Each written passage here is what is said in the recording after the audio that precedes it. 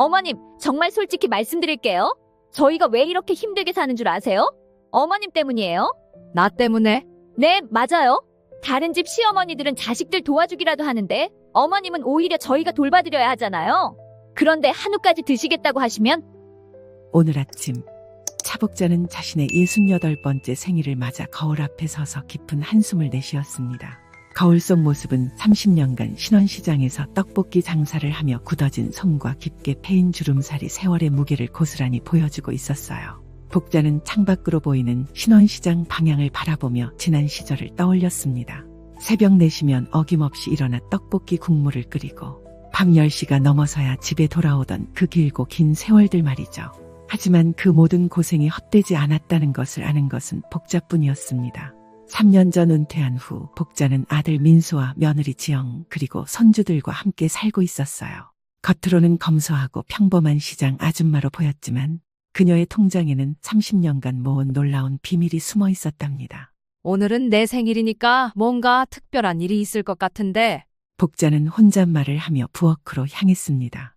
벌써 아침 준비를 하고 있는 며느리 지영이 눈에 들어왔어요. 지영은 언제나처럼 정중하지만 어딘지 형식적인 인사를 건넸습니다. 어머님, 안녕히 주무셨어요?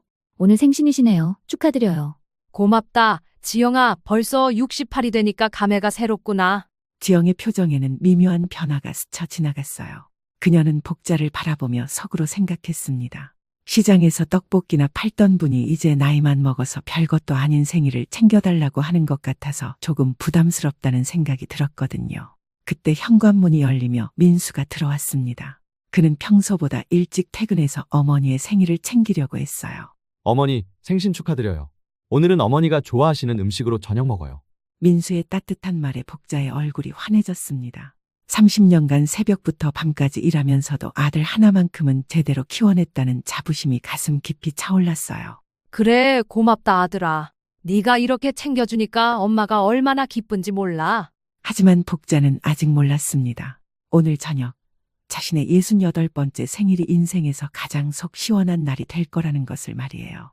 30년간 시장에서 흘린 땀과 눈물이 만들어낸 놀라운 반전이 기다리고 있다는 것을 말입니다. 복자는 거실에 앉아 손주들이 뛰어노는 모습을 바라보며 마음속으로 다짐했어요. 오늘은 정말 특별한 생일이 될 것 같다는 예감이 들었습니다.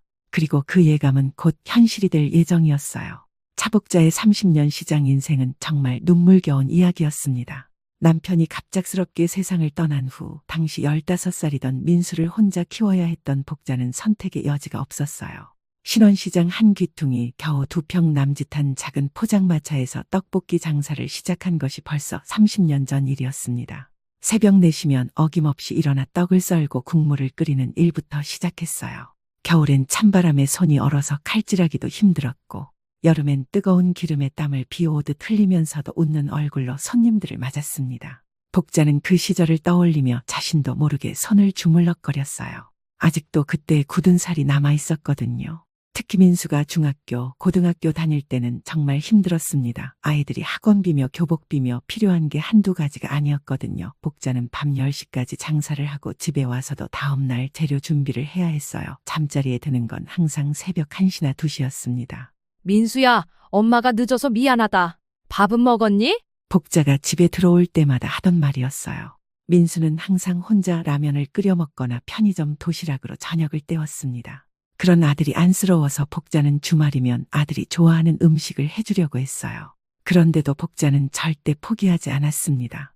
오히려 더 열심히 일했어요. 손님들 사이에서 신원시장 떡볶이집 아줌마는 정말 친절하다는 소문이 날 정도였거든요. 복자만의 특별한 비법 소스와 항상 웃는 얼굴로 대하는 서비스 덕분에 단골 손님들이 하나둘씩 늘어갔습니다. 민수가 대학교에 합격했을 때 복자는 정말 눈물이 났어요. 등록금이 만만치 않았지만 그동안 모은 돈과 대출을 받아서라도 아들을 대학에 보내겠다고 마음먹었습니다. 그때부터 복자는 더욱 악착같이 일했어요. 하루에 16시간씩 장사를 하면서도 절대 지친 기색을 보이지 않았습니다. 엄마, 제가 아르바이트해서 용돈이라도 벌게요. 엄마 혼자 너무 힘드시잖아요. 아니다, 아들아, 너는 공부만 해라. 엄마가 다 알아서 할 테니까 걱정하지 마라. 민수가 대학교 4년을 무사히 마치고 중견기업에 취직했을 때 복자는 정말 가슴이 벅찼어요. 30년간 흘린 땀과 눈물이 헛되지 않았다는 생각이 들었거든요. 그리고 5년 전 민수가 지영과 결혼한다고 했을 때도 복자는 진심으로 기뻤습니다.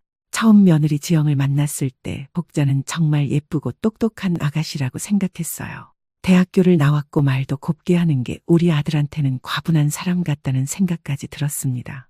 지영도 처음에는 시어머니에게 정말 잘해줬어요. 어머님, 제가 시장 구경 한번 가보고 싶어요. 어머님이 30년 동안 일하신 곳이 어떤 곳인지 궁금해요. 그래? 우리 며느리가 그런 데까지 관심 가져주니까 고맙구나. 하지만 시간이 지나면서 지영의 태도는 조금씩 변하기 시작했습니다. 특히 지영의 친구들이나 남편 직장 동료들을 만날 때면 시어머니가 시장에서 장사했다는 얘기를 꺼내기 부끄러워하는 게 눈에 보였어요. 지영은 남편 회사 사람들과 모임이 있을 때마다 고민이 많았습니다. 다른 사람들은 시어머니가 교수님이시라거나 공무원이셨다는 얘기를 하는데 자신만 시어머니가 시장에서 떡볶이 장사를 했다고 말하기가 민망했거든요. 복자도 며느리의 변화를 조금씩 느끼고 있었어요. 예전처럼 시장 얘기를 하면 지영이 대충 얼버무리고 넘어가려고 하는 것이나 친구들 앞에서는 시어머니 얘기를 잘하지 않으려는 것들 말이에요. 어머님, 요즘 시대에는 좀 더 어떻게 말해야 하나 현대적으로 사시는 게 어떨까요? 현대적으로? 그게 무슨 뜻이냐? 아니, 그냥 너무 검소하게만 사시지 마시고요. 지영의 말 속에는 미묘한 뜻이 숨어 있었어요. 시장에서 장사하던 분 같지 않게 좀 더 세련되게 살라는 의미였거든요.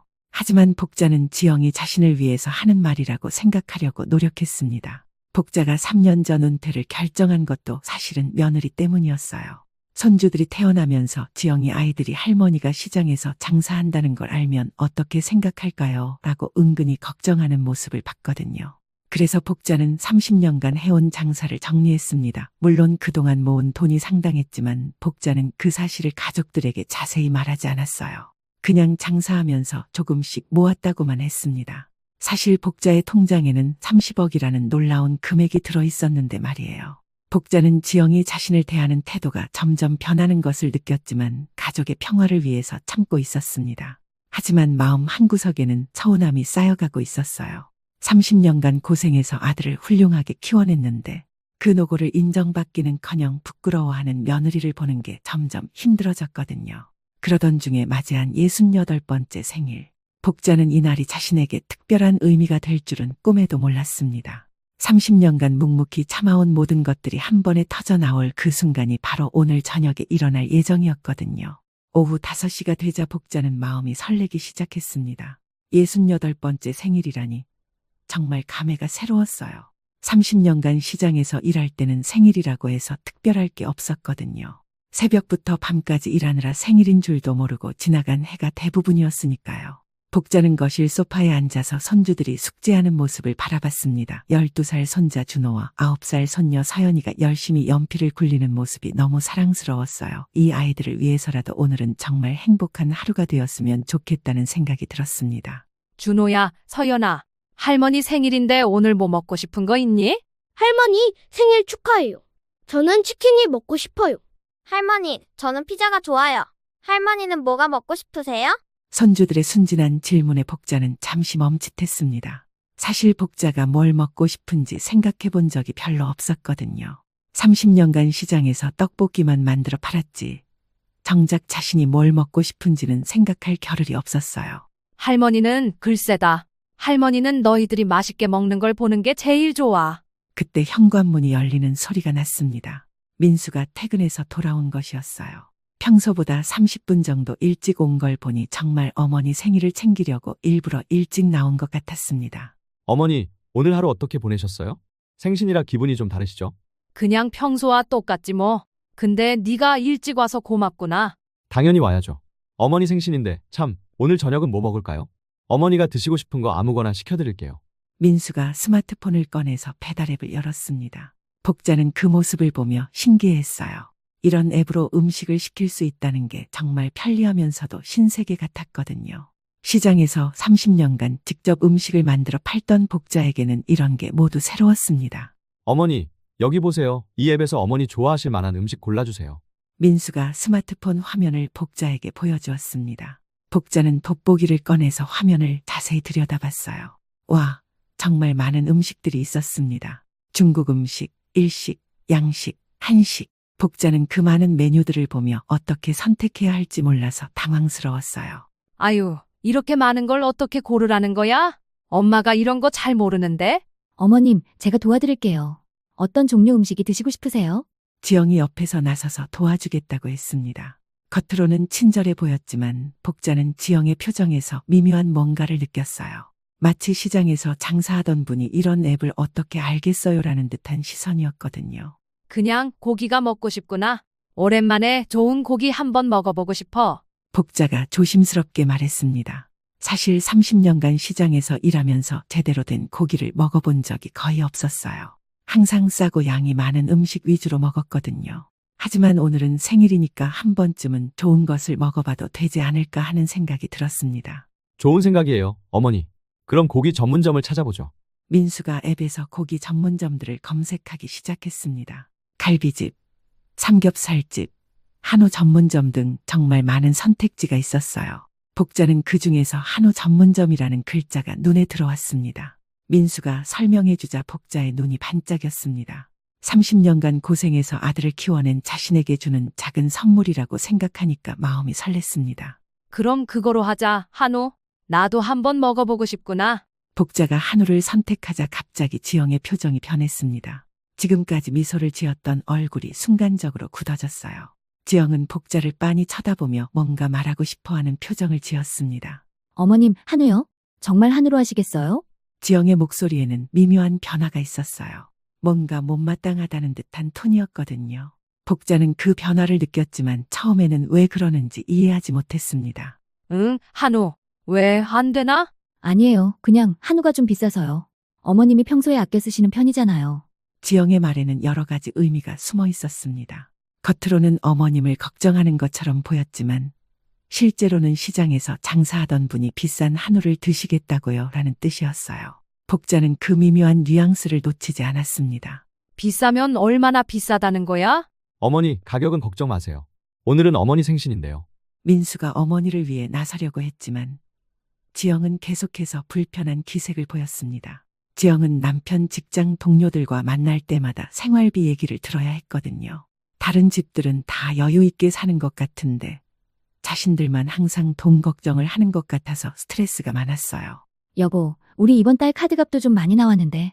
지영이 은근히 눈치를 주자 민수는 곤란한 표정을 지었습니다. 아내 말도 맞고 어머니 생신도 챙기고 싶고 정말 중간에 끼인 입장이 되어버렸어요. 그럼 다른 걸로 할까? 엄마가 괜히 비싼 거 시키려고 한 게 아니야. 복자가 눈치를 보며 말했습니다. 복자는 며느리의 표정 변화를 보며 뭔가 잘못되고 있다는 것을 느꼈어요. 하지만 가족들 앞에서 분위기를 망치고 싶지 않았거든요. 아니에요. 어머님 생신인데 당연히 좋은 거 드셔야죠. 그런데 사실 저희가 요즘 애들 학원비랑 생활비 때문에 좀 빠듯해서요.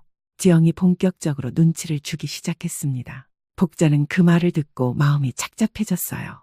자신의 생일날인데 며느리가 돈 걱정을 하는 모습을 보니까 기분이 묘해졌거든요. 그럼 정말 다른 걸로 하자. 엄마가 괜히 어려운 얘기를 꺼낸 것 같구나. 어머님, 그게 아니라 어머님도 아시잖아요. 저희가 어떻게 사는지 좀 더 분수에 맞게 드시는 게 어떨까요? 드디어 지영의 본심이 살짝 드러났습니다. 분수에 맞게라는 표현이 복자의 가슴을 찔렀어요. 30년간 시장에서 고생해서 아들을 키워낸 자신이 한우 한 번 먹는 것도 분수에 맞지 않는다는 뜻으로 들렸거든요. 분수에 맞게? 복자가 지영을 빤히 쳐다봤습니다. 지영은 자신이 실수했다는 것을 깨달았지만 이미 늦었어요. 복자의 눈빛이 달라진 것을 민수도 눈치챘습니다. 여보, 그런 말은 좀. 아니에요. 제가 잘못 말한 것 같아요. 어머님, 죄송해요. 지영이 급하게 사과했지만 복자의 마음에는 이미 상처가 났습니다. 분수에 맞게라는 말이 머릿속에서 계속 맴돌았어요. 30년간 새벽부터 밤까지 일해서 아들을 키워낸 자신의 분수가 한우 한 번 못 먹을 정도라는 건지 복자는 점점 기분이 나빠졌습니다. 복자는 속으로 생각했습니다. 자신이 시장에서 30년간 모은 돈이 30억이라는 것을 며느리가 안다면 과연 이런 말을 할 수 있을까 하고 말이에요. 하지만 복자는 아직 그 사실을 말할 생각이 없었습니다. 그래, 알겠다. 그럼 다른 걸로 하자. 복자가 담담하게 말했지만 그 목소리에는 실망감이 묻어 있었습니다. 68번째 생일이 이렇게 시작될 줄은 정말 몰랐어요. 하지만 복자는 아직 몰랐습니다. 이것은 시작에 불과하다는 것을 말이에요. 사실 오늘 지영이 보인 태도는 어제 오늘 일이 아니었습니다. 복자는 지난 몇 년간 며느리의 변화하는 모습을 조용히 지켜봐 왔거든요. 처음 결혼했을 때는 정말 착하고 예쁜 며느리라고 생각했는데 시간이 지나면서 지영의 진짜 모습이 조금씩 드러나기 시작했어요. 특히 지영의 친정 부모를 대하는 모습과 복자를 대하는 모습은 하늘과 땅 차이였습니다. 지난주에도 그런 일이 있었거든요. 지영의 어머니 생신이었는데 지영은 아침 일찍부터 백화점에 가서 50만 원짜리 명품 가방을 사왔어요. 여보, 저 친정엄마 생신 선물로 이 가방 샀어요. 어머니가 평소에 갖고 싶어 하신 거거든요. 50만 원. 좀 비싸지 않아?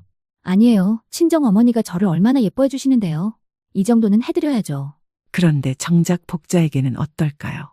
복자의 생일이 오기 일주일 전 지영은 복자에게 이런 말을 했었어요. 어머님, 요즘 물가가 많이 올랐다고 하니까 더욱 아껴 쓰셔야 할 것 같아요. 어머님도 이제 나이가 있으시니까 건강관리가 제일 중요하잖아요. 너무 비싼 건 드시지 마시고요. 같은 입에서 나온 말이라고는 믿어지지 않을 정도였죠. 복자는 그때도 기가 막혔지만 아무 말 하지 않았어요. 가족의 평화를 위해서 참는 게 최선이라고 생각했거든요. 또 다른 일도 있었습니다. 한 달 전쯤 지영의 대학 동창들이 집에 놀러 온 적이 있었어요. 복자는 손님들이 온다니까 정성껏 차와 과일을 준비해서 내왔습니다. 지영아, 친구분들 왔구나. 차 좀 대접해라. 네, 어머님 고생하셨어요. 그런데 친구들이 돌아간 후 지영의 반응은 완전히 달랐어요. 어머님, 다음에 제 친구들 올 때는 그냥 방에 계셔도 돼요. 괜히 나오셔서 수고하실 필요 없어요. 겉으로는 걱정해주는 것처럼 들렸지만 복자는 그 말의 진짜 의미를 알고 있었어요.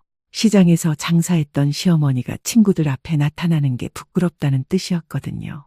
복자가 30년간 시장에서 일하면서 기른 눈은 정말 정확했습니다. 사람의 속마음을 들여다보는데 일가견이 있었거든요.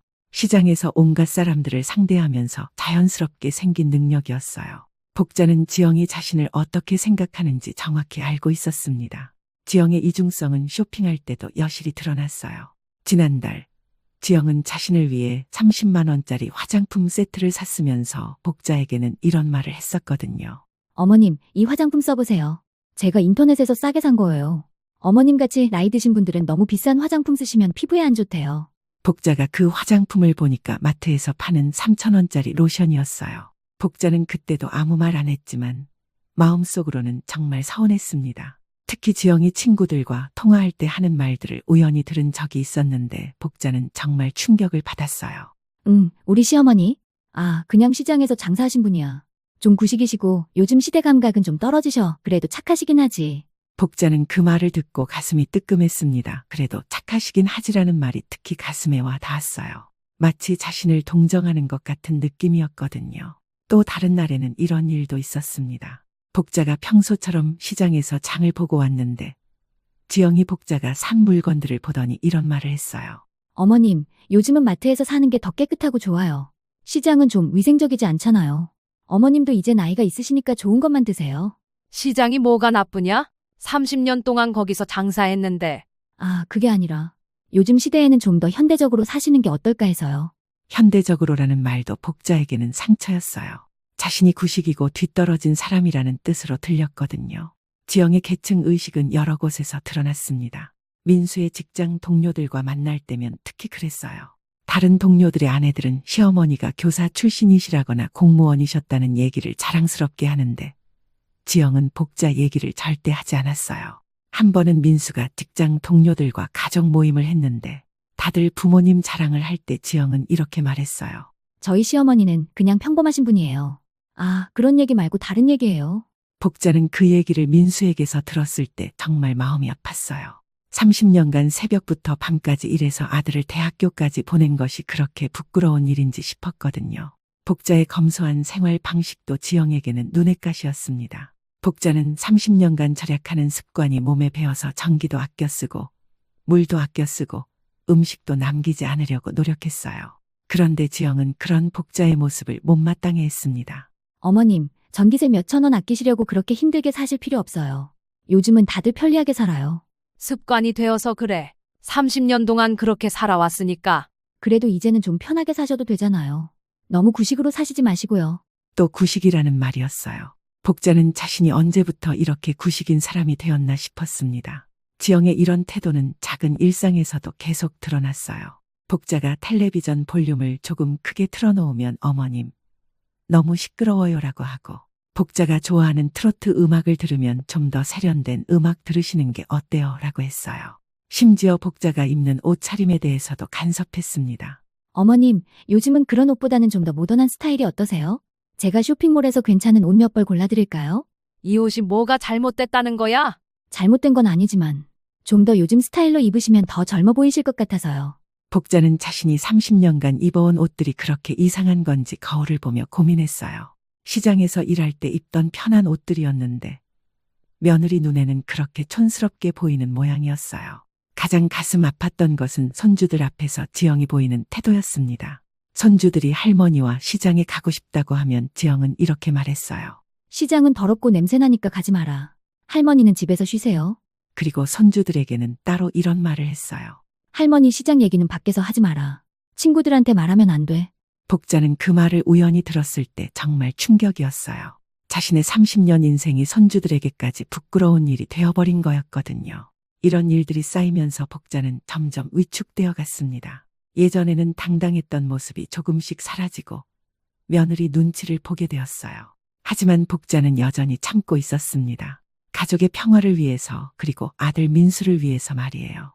민수는 이런 상황을 전혀 모르고 있었습니다.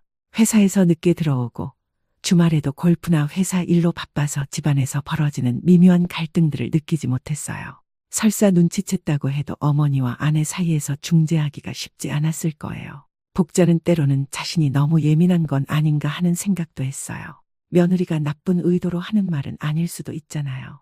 하지만 30년간 시장에서 사람들을 상대해온 복자의 직감은 정확했습니다. 지영은 분명히 자신을 무시하고 있었어요. 그래서 오늘 저녁 지영이 분수에 맞게라는 말을 했을 때 복자는 더욱 확신하게 되었습니다. 그동안 자신이 느꼈던 모든 것들이 정확했다는 것을 말이에요. 지영은 시장에서 장사했던 시어머니를 진심으로 무시하고 있었던 거였어요. 복자는 속으로 생각했습니다. 자신이 30년간 시장에서 모든 돈이 30억이라는 것을 지영이 안다면 과연 이런 태도를 보일 수 있을까 하고 말이에요. 하지만 복자는 아직 그 비밀을 말할 때가 아니라고 생각했어요. 다만 오늘 저녁 일을 계기로 복자는 더 이상 참지 않기로 마음먹었습니다. 68년을 살아오면서 이제는 자신의 존엄성을 지킬 때가 되었다고 생각했거든요. 그리고 30년간 흘린 땀과 눈물의 가치를 제대로 보여줄 때가 되었다고 말이에요. 분수에 맞게라는 지영의 말이 복자의 가슴을 찔렀지만 복자는 여전히 가족의 평화를 위해 참으려고 했습니다. 하지만 지영은 복자의 양보를 약함으로 착각했어요. 오히려 더 당당해졌죠. 어머님, 정말 한우 드시고 싶으세요? 진짜로요? 지영의 목소리에는 이제 놀림기까지 섞여 있었어요. 복자는 그 톤의 변화를 놓치지 않았습니다. 며느리가 자신을 완전히 우습게 보고 있다는 것을 느꼈거든요. 왜 내가 한우 먹으면 안 되냐? 안 된다는 건 아니죠. 그런데 어머님이 평소에 어떻게 사시는지 아시잖아요. 갑자기 한우를 드시겠다고 하시니까 좀 의외라서요. 지영의 말 속에는 교묘한 독이 들어있었어요. 겉으로는 궁금해하는 척했지만 실제로는 시장에서 떡볶이나 팔던 분이 무슨 한우를 드시겠다고 라는 뜻이었거든요. 여보, 오늘은 어머니 생신인데 좀. 아, 저도 어머님 생신 챙기고 싶어요. 그런데 현실적으로 생각해봐야 하잖아요. 지영이 현실적으로라는 말을 쓰는 순간 복자의 눈빛이 변했어요. 30년간 시장에서 현실과 싸워가며 살아온 자신에게 현실을 들먹이다니 정말 어이가 없었거든요. 현실적으로 그게 무슨 뜻이냐? 어머님, 화내지 마세요. 저는 그냥 우리 형편에 맞게 살자는 얘기예요. 어머님도 우리가 어떻게 사는지 아시잖아요. 지영은 계속해서 우리 형편을 강조했어요. 복자를 자신들과 같은 수준으로 끌어내리려는 의도였죠. 우리 형편이 뭐가 어떻다는 거야? 어머님, 솔직히 말해도 될까요? 저희가 지금 아이들 학원비, 대출이자, 생활비로 한 달에 얼마나 나가는지 아세요? 지영이 본격적으로 경제적 압박을 가하기 시작했습니다. 복자는 그 모습을 보며 정말 기가 막혔어요. 자신의 생일날에 며느리가 가계부를 들고 나와서 잔소리를 하고 있었거든요. 한 달에 400만 원은 기본으로 나가요. 여기에 갑자기 한우까지 시키면 어머님, 이해해주세요. 여보, 오늘 하루 정도는. 여보도 그렇게 말하지 마세요. 어머님이 우리 사정을 이해해주셔야죠. 아니면 어머님이 계산하실 거예요? 지영의 마지막 말이 결정타였어요. 어머님이 계산하실 거예요. 라는 말 속에는 시장에서 장사하던 분이 무슨 돈이 있어서 계산하겠어요. 라는 뜻이 숨어 있었거든요. 내가 계산을 못할 것 같냐? 아니에요. 어머님, 그런 뜻이 아니라. 어머님도 이제 은퇴하셔서 수입이 없으시잖아요. 저희가 어머님 생활비도 드리고 있고. 드디어 지영의 본심이 드러났어요. 복자에게 생활비를 주고 있으니까 복자는 자신들에게 빚진 사람이라는 식으로 말한 거였죠. 복자는 그 말을 듣고 온몸이 떨렸어요. 생활비를 준다고? 너희가 나한테 생활비를 준다고? 어머님, 제가 말을 잘못했나요? 저희가 어머님 용돈도 드리고 병원비도 드리고 생활에 필요한 것들 다 해드리고 있잖아요. 지영은 계속해서 복자를 경제적으로 의존적인 존재로 만들려고 했어요. 실제로 민수가 매달 복자에게 50만 원 정도의 용돈을 드리긴 했지만 그것은 효도하는 마음에서 하는 일이었거든요. 그런데 지영은 그것을 마치 자신들이 복자를 부양하고 있는 것처럼 포장했어요. 그럼 내가 너희한테 얻어먹고 사는 사람이라는 거냐? 그런 뜻이 아니에요. 어머님, 하지만 현실이 그렇잖아요. 어머님이 시장에서 장사하실 때도 그렇게 많이 버신 건 아니잖아요. 지영이 드디어 직격탄을 날렸어요. 복자의 30년 시장 생활을 완전히 무시하는 발언이었죠. 복자는 그 말을 듣고 혈압이 확 올라오는 걸 느꼈어요. 내가 시장에서 얼마나 벌었는지 너는 어떻게 아냐? 어머님, 화내지 마세요. 저는 그냥 떡볶이 장사로는 큰 돈을 벌기 어렵잖아요. 그게 현실이고요. 지영의 말에 복자는 정말 기가 막혔어요. 30년간 새벽 4시부터 밤 10시까지 일하면서 아들을 대학까지 보내고 재테크도 열심히 해서 30억이라는 돈을 모은 자신의 노력을 떡볶이 장사로는 돈을 못 번다고 무시하고 있었거든요. 떡볶이 장사가 뭐가 잘못됐다는 거야? 잘못된 건 아니죠. 하지만 어머님도 인정하실 거 아니에요. 요즘 시대에 좀 더 고급스러운 직업들이 있잖아요. 고급스러운 직업이라는 말까지 나왔어요. 복자는 이제 참을 수 없었습니다. 자신의 인생이 고급스럽지 않은 것으로 취급받는 걸 더 이상 견딜 수 없었어요. 고급스러운 직업? 그럼 내 직업은 고급스럽지 않은 거야? 어머님, 제가 그런 뜻으로 말한 게 아니에요. 하지만 솔직히 요즘 젊은 엄마들은 시어머니가 어떤 일을 하셨는지에 따라서 좀 그런 게 있어요. 지영이 점점 더 노골적으로 나오기 시작했어요. 이제는 체면이나 예의 같은 건 완전히 포기한 상태였죠. 여보, 좀 그만해. 어머니가 기분 나빠하시잖아. 여보, 저도 어머님 기분 상하게 하려는 게 아니에요. 하지만 현실은 인정해야 하잖아요. 우리 아이들이 커서 친구들한테 할머니가 시장에서 장사했다고 하면 드디어 지영이 가장 아픈 곳을 찔렀어요. 손주들 얘기까지 꺼낸 거였죠. 복자는 그 말을 듣고 정말 눈앞이 캄캄해졌어요. 우리 손주들이 뭐라고? 어머님, 요즘 아이들은 예민해요. 할머니가 어떤 일을 하셨는지에 따라서 친구들 사이에서도 그런 게 있다고요. 지영은 손주들까지 이용해서 복자를 압박하고 있었어요. 복자에게는 손주들이 세상에서 가장 소중한 존재였거든요. 그런 손주들이 자신 때문에 창피를 당할 수도 있다는 말을 들으니까 복자는 정말 가슴이 찢어질 것 같았어요. 그럼 내가 손주들한테 창피를 주는 할머니라는 거냐? 그런 뜻이 아니에요. 어머님, 하지만 좀 더 시대에 맞게 사시면 어떨까 해서요. 너무 과거에만 매달리지 마시고요. 과거에만 매달린다는 말까지 나왔어요. 복자의 인생을 과거의 유물 취급하는 거였죠. 복자는 이제 정말 화가 머리끝까지 치밀어 올랐어요. 과거에 매달린다고? 내 30년이 과거에 매달리는 거라고. 어머님, 저는 어머님을 위해서 하는 말이에요. 이제는 좀 더 현대적으로 세련되게 사셔도 되잖아요. 왜 굳이 옛날 방식만 고집하세요? 지영은 계속해서 복자의 생활 방식을 구식이고 촌스러운 것으로 몰아갔어요. 복자는 자신이 언제부터 이렇게 구식인 사람이 되었나 싶었습니다. 옛날 방식? 세련되게? 그럼 지금까지 내가 촌스럽게 살았다는 거냐? 촌스럽다는 건 아니지만. 어머님, 솔직히 말해도 될까요? 제 친구들 시어머니들은 대부분 선생님이시거나 공무원이셨거나 좀 더 사회적 지위가 있으신 분들이에요. 드디어 지영의 진짜 속마음이 터져나왔어요. 복자를 다른 시어머니들과 비교하면서 사회적 지위가 낮다고 직접적으로 말한 거였죠. 복자는 그 말을 듣고 정말 숨이 막혔어요. 사회적 지위? 내가 사회적 지위가 낮다는 거야? 어머님, 제가 그런 뜻으로 말한 게 아니에요. 하지만 현실적으로 떡볶이 장사와 선생님은 좀 다르잖아요. 지영은 이제 완전히 본색을 드러냈어요. 복자의 직업을 노골적으로 무시하고 계층적으로 차별하고 있었거든요. 여보, 그만해. 어머니가 얼마나 고생하셨는데. 여보도 알잖아요. 저희가 얼마나 힘들게 사는지. 그런데 어머님이 갑자기 한우를 드시겠다고 하시니까. 지영은 다시 한우 이야기로 돌아갔어요. 하지만 이제는 단순히 음식 문제가 아니었죠. 복자의 존재 자체를 부정하는 문제가 되어버렸어요. 그럼 나는 한우 먹을 자격도 없는 사람이라는 거냐? 자격 없다는 게 아니라 어머님 분수를 알아야죠. 우리가 어떻게 사는지 아시잖아요. 또 분수라는 말이 나왔어요. 복자는 이제 참을 수 없었습니다. 며느리가 계속해서 자신을 낮은 계층의 사람으로 취급하고 있었거든요. 분수? 내 분수가 뭔데? 어머님, 화내지 마세요. 저는 그냥 시장에서 장사하시던 분이 갑자기 이런 고급 음식을 드시겠다고 하니까 좀 의외라서요. 드디어 지영이 가장 상처되는 말을 했어요. 시장에서 장사하시던 분이 고급 음식을이라는 표현에는 완전한 계층적 편견이 담겨 있었거든요. 시장에서 장사하던 분이 고급 음식을 먹으면 안 된다는 거야? 안 된다는 건 아니지만 어머님도 인정하실 거잖아요. 좀 어울리지 않는다는 거려. 어울리지 않는다는 말까지 나왔어요. 복자는 이제 정말 분노가 폭발할 것 같았어요. 30년간 참아온 모든 감정들이 한꺼번에 올라오고 있었거든요. 어울리지 않는다고? 시장 아줌마는 한우가 어울리지 않는다고. 어머님, 그렇게 받아들이지 마세요. 저는 그냥 좀 더 우리 수준에 맞는 음식으로 하자는 거예요. 우리 수준이라는 말이 복자의 가슴을 또 한 번 찔렀어요. 지영은 복자를 자신들보다 낮은 수준의 사람으로 여기고 있었던 거죠. 우리 수준? 그럼 내 수준은 뭐고 너희 수준은 뭐냐? 어머님, 현실을 인정하세요.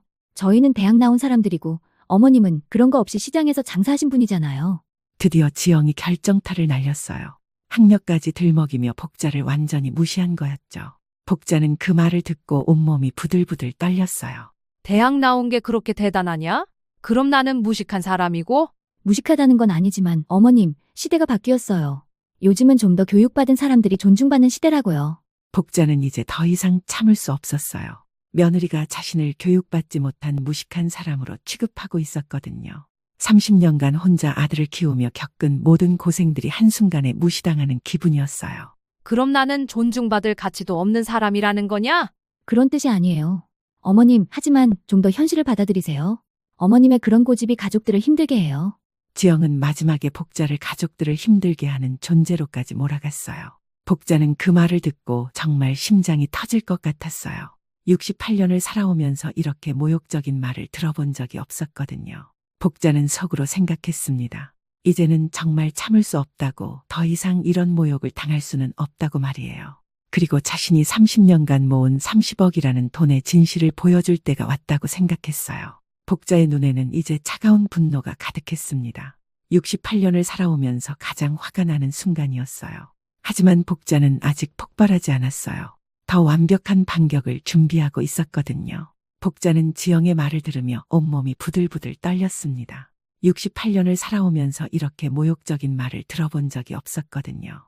하지만 지영은 복자의 분노를 전혀 눈치채지 못하고 계속해서 독설을 퍼부었어요. 어머님, 정말 솔직히 말씀드릴게요. 저희가 왜 이렇게 힘들게 사는 줄 아세요? 어머님 때문이에요. 나 때문에? 네, 맞아요. 다른 집 시어머니들은 자식들 도와주기라도 하는데 어머님은 오히려 저희가 돌봐드려야 하잖아요. 그런데 한우까지 드시겠다고 하시면 지영의 말이 점점 더 심해졌어요. 이제는 복자를 가족의 짐이라고 직접적으로 표현하고 있었거든요. 여보, 그건 너무. 여보, 저도 참을 만큼 참았어요. 어머님이 얼마나 현실을 모르시는지 아세요? 시장에서 장사할 때도 그렇게 많이 벌지 못하셨으면서 지금은 아예 수입도 없으시면서 지영은 계속해서 복자의 경제적 능력을 무시했어요. 복자는 그 말을 들으며 마음속으로 웃었습니다. 자신이 30억을 가지고 있다는 걸 알면 지영이 얼마나 놀랄지 상상하니까 오히려 재미있었거든요. 어머님, 제가 어머님 통장 관리도 해드리고 있잖아요. 거기에 얼마나 들어있는지 제가 다 알아요. 그런데 갑자기 한우를 드시겠다고. 내 통장을 내가 관리한다고. 네, 어머님이 혼자서는 힘드시니까 제가 도와드리고 있는 거예요. 인터넷 뱅킹도 잘 모르시고 카드 사용법도 어려워하시잖아요. 지영이 말하는 통장은 복자가 일상적으로 쓰는 용돈 통장이었어요. 복자의 진짜 재산은 전혀 다른 곳에 숨겨져 있었거든요. 하지만 지영은 그것이 복자의 전 재산인 줄 알고 있었어요. 어머님 통장에 들어있는 돈으로는 한우는커녕 삼겹살도 부담스러워요. 어머님도 아시잖아요. 내 통장에 얼마가 들어있는지 내가 어떻게 아냐? 어머님, 제가 관리해드리고 있으니까 당연히 알죠. 200만 원 정도밖에 없으시잖아요. 그걸로 어떻게 한우를. 복자는 지영의 말을 들으며 정말 기가 막혔어요. 지영이 알고 있는 건 복자의 용돈 통장뿐이었는데 그것이 복자의 전 재산인 줄 알고 있었던 거죠. 200만 원이 내 전부라고 생각하냐? 어머님, 다른 돈이 어디 있어요? 시장에서 장사하실 때도 그렇게 많이 모으지 못하셨잖아요. 어머님이 은퇴하실 때 정리하신 돈도 얼마 안 되셨고. 지영은 계속해서 복자를 경제적으로 무능한 사람으로 취급했어요. 복자는 그 모습을 보며 이제 정말 참을 수 없다고 생각했습니다. 어머님, 현실을 받아들이세요. 어머님 같은 분이 한우를 드신다는 게 좀 우스꽝스럽지 않아요? 드디어 지영이 최악의 말을 했어요. 우스꽝스럽다는 표현까지 써가며 복자를 조롱한 거였죠. 복자는 그 순간 정말 폭발할 뻔했어요. 우스꽝스럽다고? 네, 솔직히 그래요. 시장에서 떡볶이 팔던 분이 갑자기 한우를 드시겠다고 하면 다른 사람들이 보면 어떻게 생각하겠어요? 지영은 이제 완전히 선을 넘었어요. 복자를 공개적으로 조롱하고 있었거든요. 복자는 그 말을 듣고 온몸에 피가 거꾸로 솟는 것 같았어요. 어머님, 저희도 체면이 있어요. 어머님이 이런 식으로 하시면 저희가 얼마나 창피한지 아세요? 여보, 정말 그만해. 너무 심해. 여보, 저도 5년 동안 참았어요. 시장 아줌마 시어머니 두고 얼마나 스트레스 받는지 아세요? 친구들한테 뭐라고 말해야 할지. 지영이 드디어 시장 아줌마라는 표현까지 직접 사용했어요. 복자는 그 말을 듣고 정말 심장이 터질 것 같았습니다. 시장 아줌마? 네, 맞아요. 어머님이 시장 아줌마 아니에요? 그런데 갑자기 한우를 드시겠다고? 정말 웃기지 않아요? 복자는 이제 더 이상 참을 수 없었어요. 68년을 살아오면서 가장 분노한 순간이었습니다. 하지만 복자는 소리를 지르거나 울지 않았어요. 오히려 갑자기 조용해졌어요. 그래. 복자가 조용히 말했습니다. 지영은 복자가 드디어 포기한 줄 알고 기뻐했어요. 어머님이 이해해 주시니까 다행이에요. 그럼 삼겹살로. 그래, 네 말이 맞다. 복자의 목소리가 이상하게 차분했어요. 민수는 어머니의 표정이 심상치 않다는 것을 느꼈지만 지영은 자신이 이겼다고 생각하고 있었어요. 내가 시장 아줌마니까 한우가 안 어울린다는 거지? 네, 맞아요.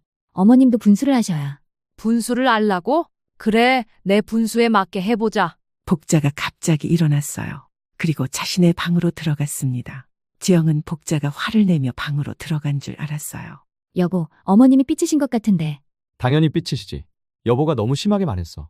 저는 현실을 말한 것뿐이에요. 어머님도 이제 알아야 할 때가 됐잖아요. 그때 복자가 방에서 나왔어요. 손에는 큰 서류 봉투를 들고 있었습니다. 복자의 표정은 완전히 달라져 있었어요. 차분하면서도 단호한 표정이었죠. 지영아, 내 분수가 뭔지 정말 알고 싶냐? 어머님, 뭐 하시는 거예요? 복자가 서류 봉투에서 두꺼운 파일을 꺼냈어요. 그리고 테이블 위에 펼쳐 놓았습니다. 민수와 지영은 그 서류들을 보고 깜짝 놀랐어요. 이게 내 통장 잔고 확인서야. 한번 봐봐. 복자가 내민 서류에는 놀라운 숫자가 적혀 있었어요. 지영은 그 숫자를 보고 눈을 의심했습니다. 이게 뭐예요? 30억 2천만 원. 내가 30년간 시장에서 모은 돈이야. 복자의 말에 방안이 완전히 조용해졌어요. 지영은 입을 벌린 채 서류를 뚫어져라 쳐다봤고 민수는 완전히 충격에 빠져 있었어요. 어머니, 이게 정말. 정말이야. 30년 동안 새벽 4시부터 밤 10시까지 일해서 모은 돈이야. 시장 아줌마가 모은 돈 말이야. 복자의 목소리에는 이제 확신이 가득했어요. 30년간 숨겨왔던 비밀을 드디어 공개한 거였죠. 아니, 이게 어떻게. 떡볶이 장사로 이렇게. 떡볶이 장사가 뭐가 잘못됐다고 했지. 30년 동안 하루도 쉬지 않고 일했어. 단골 손님들이 얼마나 많았는지 아냐? 복자가 계속해서 서류들을 펼쳐 보였어요. 은행 잔고 확인서뿐만 아니라 부동산 등기부등본도 있었거든요. 여기 신원시장 근처 건물 세 채도 내 거야. 임대료만 한 달에 500만 원씩 들어와. 어머님, 그럼 왜 지금까지? 왜 지금까지 검소하게 살았냐고? 그게 내 방식이야. 돈이 많다고 해서 사치 부리고 싶지 않았어. 복자는 계속해서 더 많은 서류들을 보여줬어요. 주식 투자 내역, 정기예금 증서, 보험 증서 등등 정말 많은 자산들이 있었어요. 시장에서 장사하면서 돈 관리도 배웠고 투자도 배웠어. 30년 동안 공부하고 또 공부했지. 그럼 지금까지 저희가 어머님께 용돈 드린 것도. 고맙게 받았지. 아들이 효도하는 마음으로 주는 건데 왜 거절하겠어? 하지만 내가 그 돈이 필요해서 받은 건 아니야. 지영의 얼굴이 새하얘졌어요. 자신이 그동안 복자를 얼마나 무시했는지 깨닫기 시작했거든요. 그리고 내가 관리한다던 200만 원짜리 통장? 그건 그냥 용돈 통장이야. 진짜 돈은 따로 있어. 어머니, 그럼 왜 지금까지 말씀 안 하셨어요? 굳이 자랑할 필요가 있었나? 돈이 많다고 해서 잘난 척하고 싶지 않았어. 그냥 검소하게 살고 싶었을 뿐이야. 복자의 말에 지영은 완전히 당황했어요. 자신이 그동안 복자에게 한 말들이 얼마나 어리석었는지 깨달았거든요. 그런데 네가 계속 내 분수를 얘기하니까 이제 내 진짜 분수를 보여주는 거야. 어머님, 제가 모르고. 모르고? 네가 나를 시장 아줌마라고 무시한 건 맞지? 한우 먹는 게 우스꽝스럽다고 한 것도 맞지? 복자의 목소리가 점점 더 단호해졌어요. 30년간 숨어있던 진짜 모습이 드러나고 있었거든요. 지영아, 내가 시장에서 장사할 때 얼마나 많은 사람들을 상대했는지 아냐? 사장님들, 의사 선생님들, 교수님들. 다들 내 단골 손님이었어. 어머님, 그분들이 왜 30년 동안 내 떡볶이를 먹으러 왔을 것 같냐? 맛도 좋고 서비스도 좋았기 때문이야. 그리고 나는 정직하게 장사했어. 복자는 자신의 30년 인생을 자랑스럽게 얘기했어요. 더 이상 숨기거나 부끄러워할 이유가 없었거든요. 그런데 네가 그런 내 인생을 부끄럽다고? 우스꽝스럽다고? 어머님, 정말 죄송해요. 제가 몰랐어요. 이제 알았으니까 다시 얘기해보자. 내가 한우 먹는 게 내 분수에 안 맞나? 복자의 질문에 지영은 아무 말도 할 수 없었어요. 30억이라는 돈 앞에서 자신의 모든 논리가 무너져 버렸거든요. 대답해봐. 30억 가진 사람이 한우 먹는 게 분수에 안 맞냐? 아, 아니에요. 그게 아니라. 그게 아니라 뭐야? 아까 내가 한 말들 다 기억나는데? 복자는 이제 완전히 주도권을 잡았어요. 지영은 어떻게 대답해야 할지 몰라서 당황하고 있었거든요. 네가 말한 사회적 지위는 어떻고? 30억 가진 사람의 사회적 지위는 어느 정도야? 어머님, 제가 정말 잘못했어요. 그리고 내가 말한 교육받은 사람? 나는 30년 동안 현장에서 교육받았어. 사람 상대하는 법, 돈 관리하는 법, 투자하는 법 다 혼자 배웠어. 복자의 말 한마디 한마디가 지영의 가슴을 찔렀어요. 자신이 얼마나 어리석었는지 깨닫고 있었거든요. 그런데 대학 나온 네가 30년 동안 30억을 모을 수 있겠냐? 그건. 대답해봐. 네가 그렇게 자랑하는 대학 교육으로 30억을 벌 수 있겠냐? 지영은 아무 말도 할 수 없었어요. 복자의 질문이 너무나 정확했거든요. 이제 알겠지? 진짜 분수가 뭔지 말이야. 복자는 서류들을 다시 정리하며 차분하게 말했어요. 30년간 숨겨온 진실이 드디어 세상에 나온 순간이었습니다. 30억이라는 숫자 앞에서 지영은 완전히 말문이 막혔어요. 하지만 복자는 이제 막 시작이었습니다. 30년간 참았던 모든 것들을 이제 시원하게 풀어놓을 생각이었거든요. 지영아, 이제 정신 좀 차렸냐? 어머님, 정말 죄송해요. 제가 정말 몰랐어요. 몰랐다고. 네가 몰라서 그런 말을 한 거야? 아니면 알면서도 나를 무시한 거야? 복자의 질문에 지영은 대답할 수 없었어요. 사실 지영은 복자의 재산 규모는 몰랐지만 복자를 무시한 것은 맞았거든요. 대답해봐. 네가 나를 시장 아줌마라고 무시한 건 돈 때문이었냐? 그게 아니라. 그게 아니라면 뭐야? 내가 교육을 못 받아서? 사회적 지위가 낮아서? 복자는 지영이 했던 말들을 하나씩 되짚어가며 추궁했어요. 지영은 자신이 했던 말들이 얼마나 어리석었는지 깨닫고 있었습니다. 지영아, 내가 30년 동안 뭘 했는지 정말 알고 싶냐? 어머님, 새벽 4시에 일어나서 떡을 썰고 국물을 끓이고 재료를 준비했어. 비가 와도 눈이 와도 아파도 하루도 쉬지 않았지. 복자의 목소리에는 30년의 노고가 고스란히 담겨 있었어요. 지영은 그 말을 들으며 점점 더 작아지고 있었습니다. 그렇게 벌어서 민수를 대학까지 보냈어. 학원비, 과외비, 등록금 다 내가 번 돈으로 했지. 어머니, 그리고 남은 돈으로 투자도 하고 부동산도 사고 30년 동안 공부하고 또 공부해서 30억을 만들었어. 복자는 자신의 30년 인생을 자랑스럽게 얘기했어요. 더 이상 숨기거나 부끄러워할 이유가 없었거든요. 그런데 내가 그런 나를 부끄럽다고? 시장 아줌마는 한우 먹으면 안 된다고. 어머님, 정말 죄송해요. 제가 너무 어리석었어요. 어리석었다고? 지영아, 너는 어리석은 게 아니야. 나쁜 거야. 복자의 단호한 말에 지영은 완전히 위축되었어요. 복자는 이제 더 이상 며느리를 배려할 생각이 없었습니다. 30억 가진 사람한테 200만 원으로 살라고? 분수를 알라고? 너 정말 뻔뻔하구나. 어머님, 제발 용서해주세요. 용서? 지금까지 내가 나한테 한 게 용서받을 일이라고 생각하냐? 복자는 서류를 다시 꺼내서 지영에게 보여줬어요. 이번에는 신원시장 상인회 통장이었습니다. 이것도 봐라. 내가 시장 상인회 회장을 10년 동안 했어. 상인들 복지를 위해서 얼마나 많은 일을 했는지 아냐? 어머님, 시장 현대화 사업도 내가 주도했고 상인들 자녀 장학금 사업도 내가 만들었어. 그런데 내가 그런 나를 무식한 시장 아줌마라고? 복자는 계속해서 자신의 업적들을 나열했어요. 지영이 알지 못했던 복자의 또 다른 모습들이었죠. 시장에서 나를 모르는 사람이 없어. 다들 나를 존경하고 따라. 그런데 네가 나를 무시해. 어머님, 저는 정말. 그리고 내 단골 손님들이 누구인지 아냐? 병원 원장님들, 대학교 교수님들, 대기업 임원들. 다들 30년 동안 내 떡볶이를 먹으러 왔어. 복자의 말에 지영은 점점 더 충격을 받았어요. 자신이 생각했던 복자의 모습과 너무나 달랐거든요. 그분들이 나를 어떻게 대해줬는지 아냐? 선생님이라고 불러주고 항상 존댓말로 대해줬어. 네가 나한테 한 것처럼 하지 않았다고. 어머님, 제가 정말 잘못했어요. 이제 와서 잘못했다고? 지영아, 너는 나를 사람으로 보지 않았어. 그냥 무시해도 되는 존재로 봤지. 복자의 말이 지영의 가슴을 찔렀어요. 사실 그게 맞았거든요. 지영은 복자를 동등한 인간으로 대하지 않았어요. 특히 손주들한테 할머니 얘기하지 말라고 한 거. 그건 정말 용서할 수 없어. 어머님, 그건 뭐야? 네 아이들이 할머니를 부끄러워하게 만든 거 아니야? 복자가 가장 화가 났던 부분이었어요. 손주들까지 이용해서 자신을 무시한 것이 가장 참을 수 없었거든요.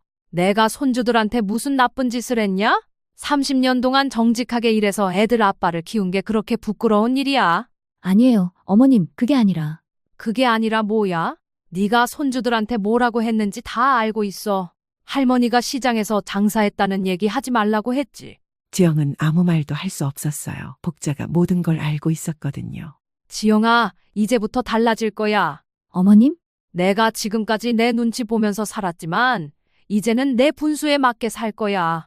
복자의 말에서 단호한 결심이 느껴졌어요. 이제 더 이상 참지 않겠다는 의미였죠. 먼저 네가 관리한다던 내 용돈 통장. 그거 이제 내가 직접 관리할 거야. 어머님, 그건. 내가 나를 200만 원으로 살게 하려고 했으니까 이제는 내가 알아서 쓸 거야. 30억에 맞게 말이야. 복자는 본격적으로 변화를 선언하기 시작했어요. 지영은 그 말을 들으며 점점 더 불안해졌습니다. 그리고 너희가 나한테 주던 용돈 이제 안 받을 거야. 어머니, 그건 저희가 효도하는 마음으로. 효도? 민수야, 내 마누라가 그걸 효도라고 생각하냐? 자기들이 나를 부양한다고 생각하고 있었어.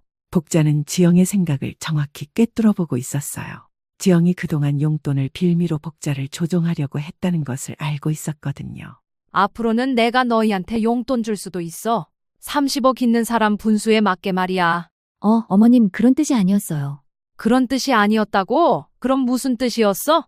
네가 아까 한 말들 다 거짓말이야? 복자는 지영이 변명할 틈을 주지 않았어요. 이제는 복자가 완전히 주도권을 잡고 있었거든요. 그리고 지영아, 너희 집 문제도 해결해야겠다. 저희 집이요? 너희가 전세 살고 있는 거 안 부끄럽냐? 30억 가진 시어머니 두고 전세에서 사는 게? 복자가 역공을 시작했어요. 이제는 지영이 부끄러워할 차례였거든요. 사람들이 뭐라고 하겠어? 시어머니는 30억 있는데 며느리는 전세에서 산다고? 어머님, 저희가 돈 있는 줄 몰랐으니까. 몰랐다고? 그럼 이제 알았으니까 어떻게 할 거야? 복자의 질문에 지영은 대답할 수 없었어요. 뭐라고 말해야 할지 모르겠거든요. 내가 너희 집 사줄 수도 있어. 하지만 조건이 있어. 조건이요? 앞으로 나를 제대로 대우해야 해. 그리고 손주들한테도 할머니에 대해 자랑스럽게 얘기해야 하고. 복자의 조건은 당연한 것들이었어요. 하지만 지영에게는 자존심이 상하는 일이기도 했죠. 그리고 무엇보다 중요한 건 내 30년 인생을 존중해야 한다는 거야. 네, 어머님, 앞으로 그렇게 하겠어요. 말로만 하지 말고 행동으로 보여줘. 오늘 같은 일이 다시 일어나면 그때는 용서 안 해. 복자의 경고에 지영은 고개를 끄덕였어요. 이제는 복자를 무시할 수 없다는 것을 확실히 깨달았거든요. 어머니, 저도 잘못했어요. 제가 아내를 제대로 못 가르쳐서. 민수야, 너도 반성해야 해. 네 마누라가 나를 무시하는 걸 알면서도 왜 막지 않았어? 어머니, 정말 죄송해요. 앞으로는 그런 일 없게 하겠어요. 그래야지. 너는 내 아들이잖아. 네 마누라가 내 엄마를 무시하는 걸 당연하게 봐서는 안 돼. 복자는 아들에게도 확실히 경고했어요. 이런 일이 다시 일어나지 않도록 말이에요. 자, 그럼 이제 한우 시킬까? 네, 어머님, 제가 주문할게요. 아니야, 내가 직접 시킬 거야. 30억 있는 사람답게 제대로 시켜야지. 복자가 스마트폰을 받아서 직접 음식을 주문하기 시작했어요. 이번에는 아무도 뭐라고 하지 않았습니다. 한우 특등급으로 넉넉하게 시키자. 손주들도 좋은 고기 맛 좀 봐야지. 복자의 목소리에는 이제 자신감이 가득했어요. 더 이상 눈치 볼 필요가 없었거든요. 그리고 지영아, 앞으로는 내가 한우 먹어도 뭐라고 하지 마라. 내 분수에 맞으니까. 네, 어머님, 앞으로 절대 그런 말 안 하겠어요. 지영은 완전히 굴복한 상태였어요. 복자의 30억 앞에서는 더 이상 대들 수가 없었거든요. 복자는 마침내 자신의 존재감을 되찾았어요. 30년간 참았던 모든 것들이 이제 시원하게 해결된 거였죠. 이것이 바로 복자의 68번째 생일에 일어난 일이었습니다. 한우가 도착한 후 집안 분위기는 완전히 달라졌습니다. 지영은 조심스럽게 복자의 눈치를 보며 고기를 구워드렸고 복자는 당당하게 맛있게 먹었어요. 처음으로 누군가의 눈치를 보지 않고 먹는 한우 맛이 정말 꿀맛이었답니다. 역시 한우는 다르구나. 우리 손주들도 맛있게 먹어라. 할머니, 정말 맛있어요. 할머니가 이렇게 좋은 고기 사주실 수 있는 줄 몰랐어요. 할머니가 부자였구나. 우와. 손주들의 순진한 반응에 복자는 미소를 지었어요. 아이들에게는 할머니가 돈이 많은지 적은지가 중요한 게 아니었거든요. 그냥 할머니가 할머니일 뿐이었어요. 어머님, 정말 죄송해요. 제가 정말 어리석었어요. 지영이 진심으로 사과했어요. 30억이라는 숫자 때문만이 아니라 자신이 그동안 복자에게 얼마나 못되게 굴었는지 깨달았거든요. 지영아, 너 정말 반성하는 거지? 네, 어머님, 저는 그동안 어머님을 제대로 보지 못했어요. 돈이 있고 없고가 중요한 게 아니라 어머님이 얼마나 고생하셨는지, 얼마나 훌륭한 분인지 몰랐어요. 지영의 말에서 진심이 느껴졌어요. 복자는 며느리가 드디어 정신을 차린 것 같아서 다행이라고 생각했습니다. 지영아, 나도 오늘 많은 걸 깨달았어. 어머님? 나는 돈이 많다고 해서 잘난 척하고 싶지 않았어. 그래서 지금까지 숨기고 살았지. 하지만 그게 오히려 너한테 무시당하는 이유가 되었구나. 복자는 자신도 반성할 점이 있었다고 생각했어요. 너무 겸손하게만 살려다 보니 오히려 무시를 당하게 된 거였죠. 돈이 많아도 겸손해야 하는 건 맞아. 하지만 내가 흘린 땀을 무시당할 필요는 없다는 걸 오늘 깨달았어. 어머니, 앞으로는 당당하게 사세요. 저희가 어머니를 더 잘 모시겠어요. 민수야, 너도 반성해야 해. 네 마누라가 나를 무시하는 걸 알면서도 왜 막지 않았어? 어머니, 정말 죄송해요. 앞으로는 절대 그런 일 없게 하겠어요.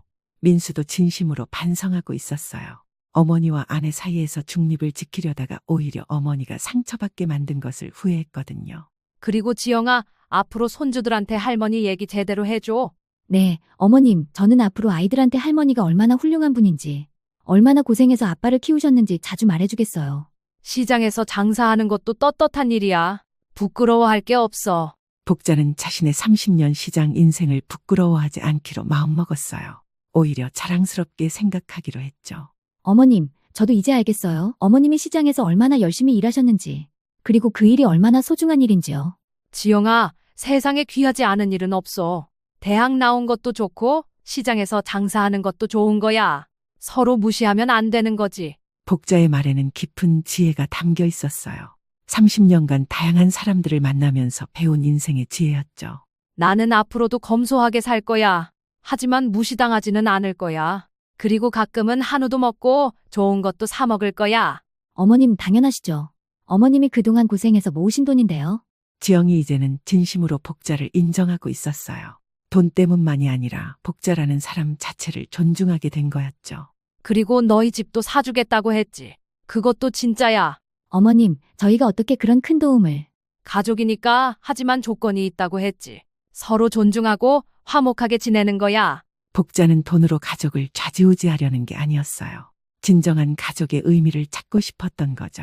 어머니, 저희가 앞으로 정말 잘하겠어요. 어머니 마음 아프게 하는 일은 절대 없을 거예요. 그래야지. 나도 68살인데 이제 남은 시간 동안은 행복하게 살고 싶어. 복자는 앞으로의 인생에 대해 새로운 계획을 세우고 있었어요. 더 이상 숨어서 살지 않고 당당하게 살기로 한 거였죠. 할머니가 시장에서 장사한 거 정말 멋있어요. 저도 나중에 할머니처럼 돈 많이 벌고 싶어요. 그래, 준호야, 할머니가 어떻게 돈을 모았는지 가르쳐 줄게.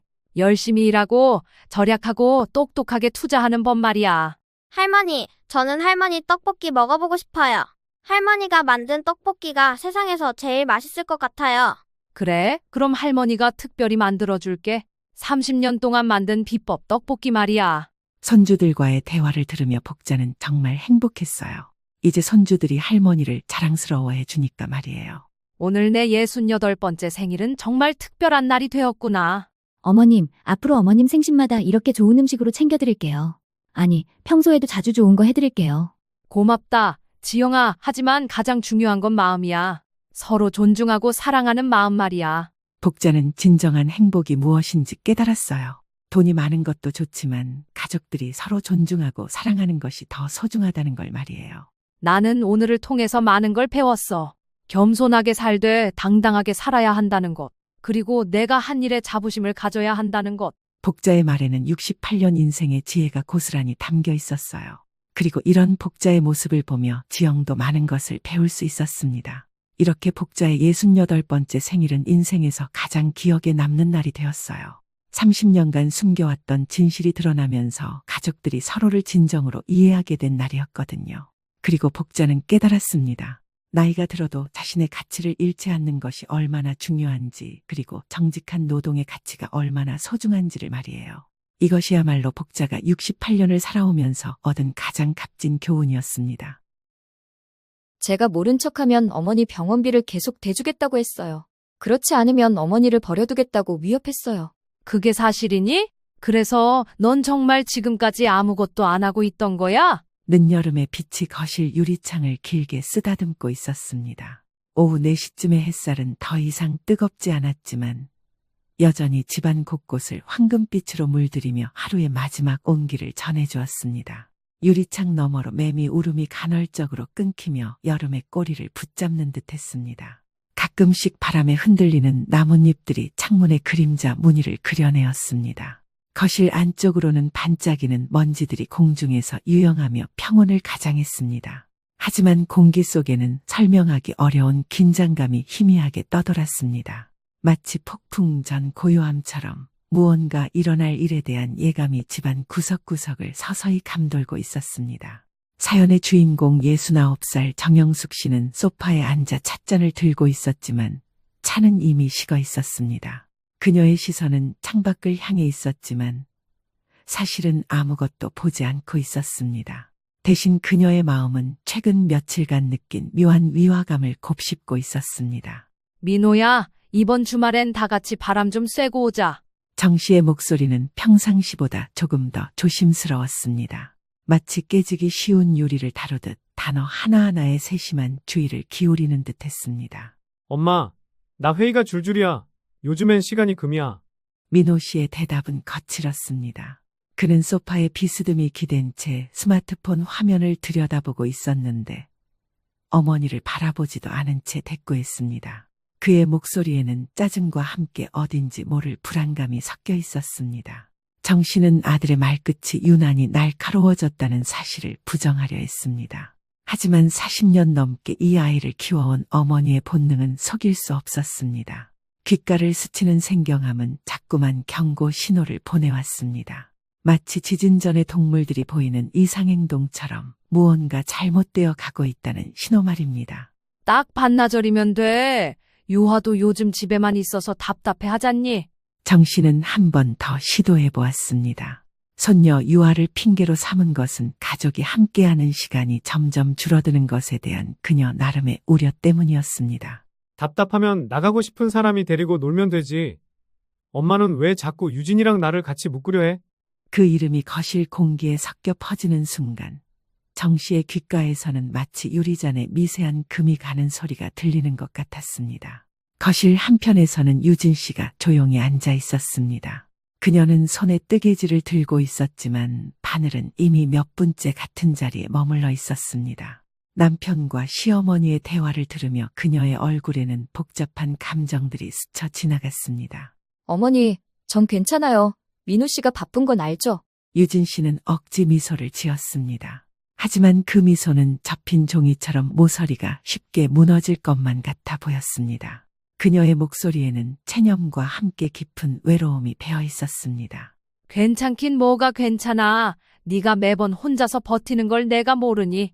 정 씨의 목소리에는 며느리에 대한 안쓰러움과 함께 아들에 대한 실망감이 묻어났습니다. 그녀는 유진 씨가 결혼 후 점점 작아지고 있다는 것을 느끼고 있었고 그것이 마음 아팠습니다. 엄마, 괜히 오버하지 마. 요즘 세상에서 감정에만 기대면 뒤처져. 민호 씨의 말은 계단 모서리처럼 각져 있었습니다. 그 각진 말들이 어머니의 가슴을 계속해서 긁어대고 있었습니다. 정 씨는 이런 아들을 키운 자신이 부끄러워졌습니다. 바로 그때 현관문이 열리며 하이힐 소리가 대리석 바닥을 또각또각 찍어내기 시작했습니다. 그 소리는 리듬이 있었지만 어딘지 모르게 침입적이었습니다. 마치 이 집의 조화를 깨뜨리는 불협화음처럼 들렸습니다. 어머, 다들 모여 있었네. 민호 씨 피곤하죠? 제가 우리 공주랑 놀아줄게요. 박예리 씨가 현관에서 거실로 들어왔습니다. 그녀는 언제나처럼 완벽하게 차려입고 있었고 얼굴에는 무언가를 의식한 듯한 미소를 띠고 있었습니다. 하지만 그 미소 뒤에는 계산적인 시선이 숨어 있었습니다. 진한 시트러스 향수가 집안 공기와 뒤섞이며 낯선 여행자의 향처럼 오래 머물렀습니다. 그 향은 이미 익숙해진 집안의 냄새들을 압도했습니다. 유진 씨가 끓인 된장찌개 냄새, 정 씨가 기르는 화분의 흙냄새, 아이의 장난감에서 나는 플라스틱 냄새들을 모두 압도했습니다.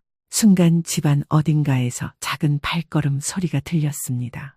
아이의 시선이 번개처럼 움직여 에리 씨를 포착하더니 작은 팔을 활처럼 펼쳤습니다. 이모 왔어요. 6살 아이의 환호가 부엌과 거실을 굴러다니며 작은 구슬처럼 반짝였습니다.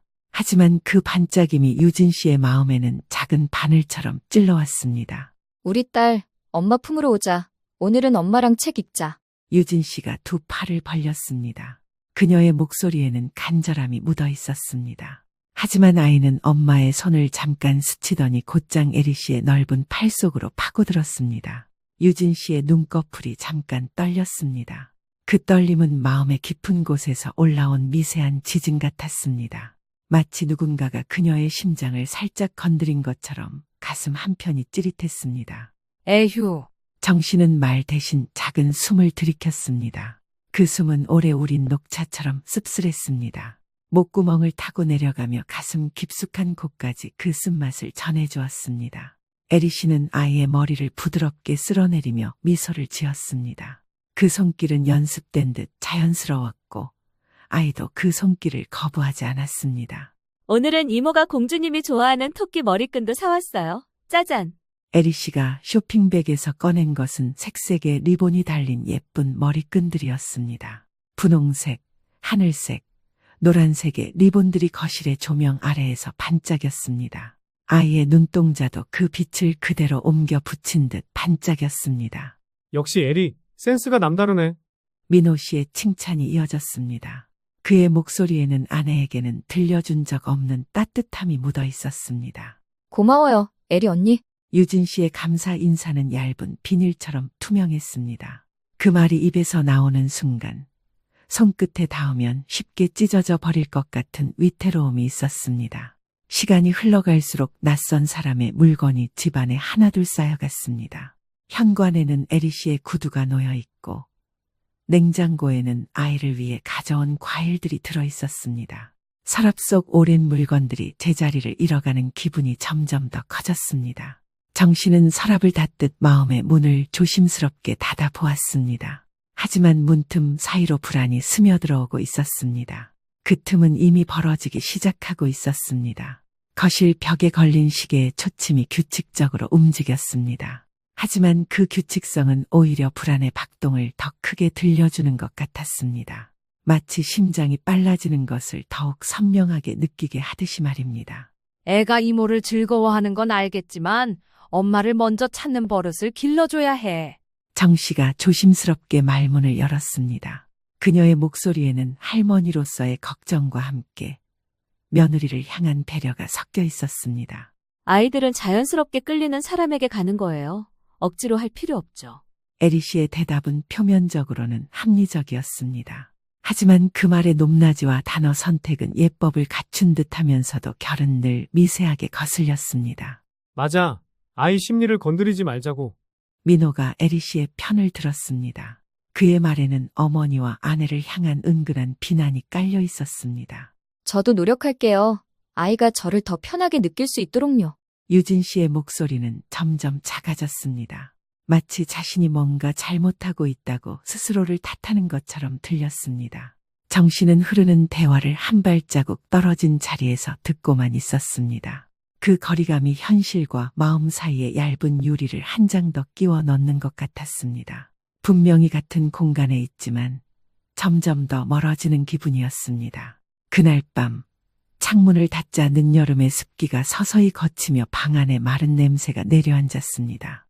정씨는 불을 끄고 누웠지만 눈꺼풀 뒤는 오히려 더 밝아져 잔상처럼 낮의 장면들을 계속 재생했습니다. 특히 이모라는 호칭이 혀끝에 남아 오래도록 사라지지 않았습니다. 그 두 글자가 마치 입안에서 맴도는 쓴 약처럼 계속해서 불편함을 안겨주었습니다. 시간은 고요한 척하면서도 결정적인 변화를 숨기고 지나갔습니다. 마치 느린 독이 몸속을 천천히 퍼져나가듯 집안의 분위기는 서서히 변해가고 있었습니다. 며칠이 지나면서 아이의 입에서 이모라는 말은 점점 더 자주 튀어나왔습니다. 아침에 일어나면 이모 언제 와? 점심을 먹으면서는 이모가 이런 거 좋아해. 저녁에는 이모랑 내일 뭐 할까가 일상이 되었습니다. 반면 엄마라는 단어는 낯선 외국어가 된 듯 망설임과 어색함 뒤에야 모습을 드러냈습니다. 어느 오후 유진 씨는 아이와 함께 시간을 보내려고 애썼습니다. 오늘은 엄마랑 그림 그릴까? 고래도 그리고 바다도 칠해보자. 유진 씨는 최대한 밝은 목소리를 냈습니다. 크레용과 스케치북을 테이블에 펼쳐놓고 아이 옆에 앉았습니다. 하지만 아이의 반응은 시큰둥했습니다. 이모가 더 잘 그려. 이모랑 할래?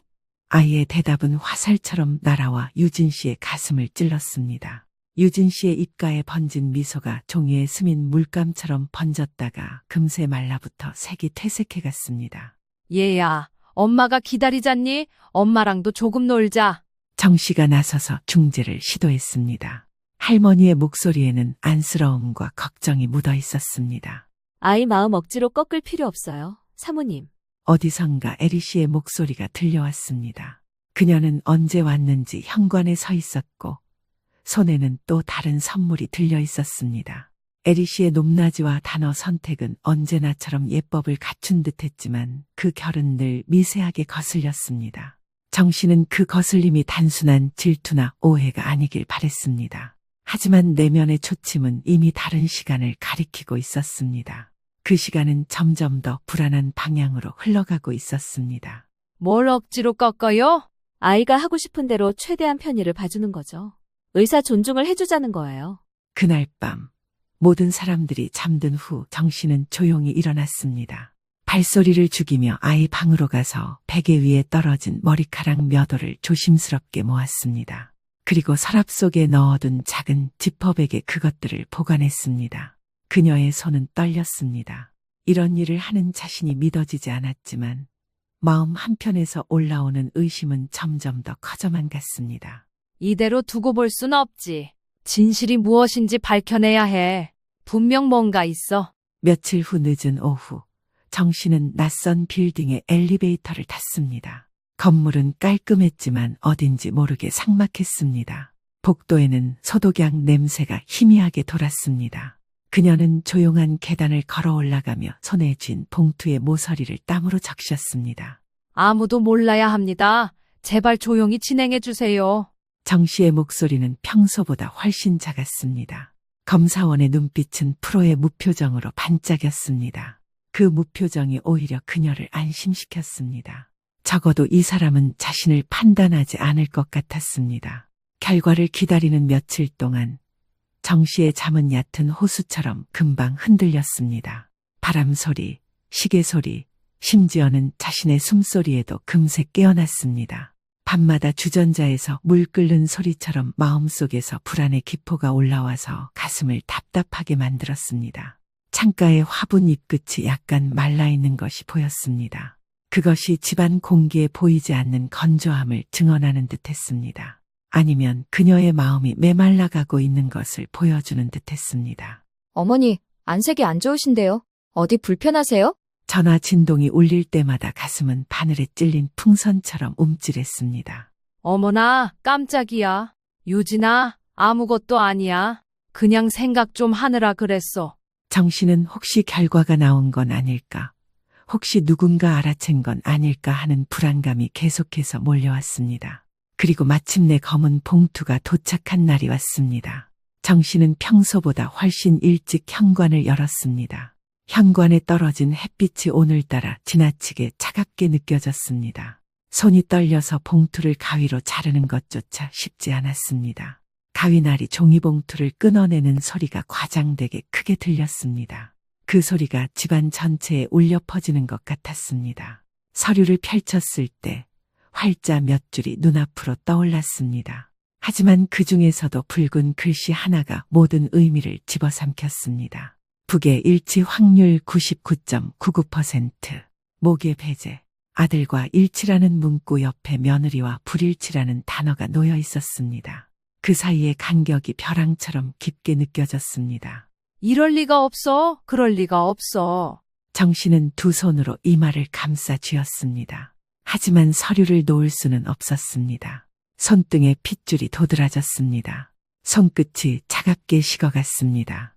심장 박동이 발소리처럼 귓속을 두드렸습니다. 귀 안쪽이 달아오르며 온몸이 뜨거워졌다가 금세 차가워졌습니다. 하지만 눈물은 나오지 않았습니다. 대신 몸 안쪽이 서서히 얼음처럼 굳어갔습니다. 그녀는 소파에 털썩 주저앉았습니다. 어떻게 이런 일이 있을 수 있지? 도대체 이게 무슨 일이야? 지난 몇 달 동안의 일들이 주마등처럼 스쳐 지나갔습니다. 아이가 에리 씨만 찾던 일, 유진 씨의 슬픈 표정, 민호 씨의 변한 태도, 모든 퍼즐 조각들이 제자리를 찾아가고 있었습니다. 거실에 모두가 모였을 때 창밖에서는 갑자기 소나기가 내리기 시작했습니다. 빗방울들이 유리창을 빠르게 두드리며 긴급한 메시지를 전하는 것 같았습니다. 빗물의 리듬은 대화의 리듬을 재촉하듯 몰아쳤습니다. 정 씨는 소파에 똑바로 앉아 있었습니다. 아줌마, 미안한데 유진이 좀 불러줄래요? 평소와 달리 그녀의 등은 곧게 펴져 있었습니다. 손은 무릎 위에 가지런히 놓여 있었습니다. 마치 법정에 선 증인처럼 긴장되어 있었지만 동시에 결연한 의지가 담겨 있었습니다.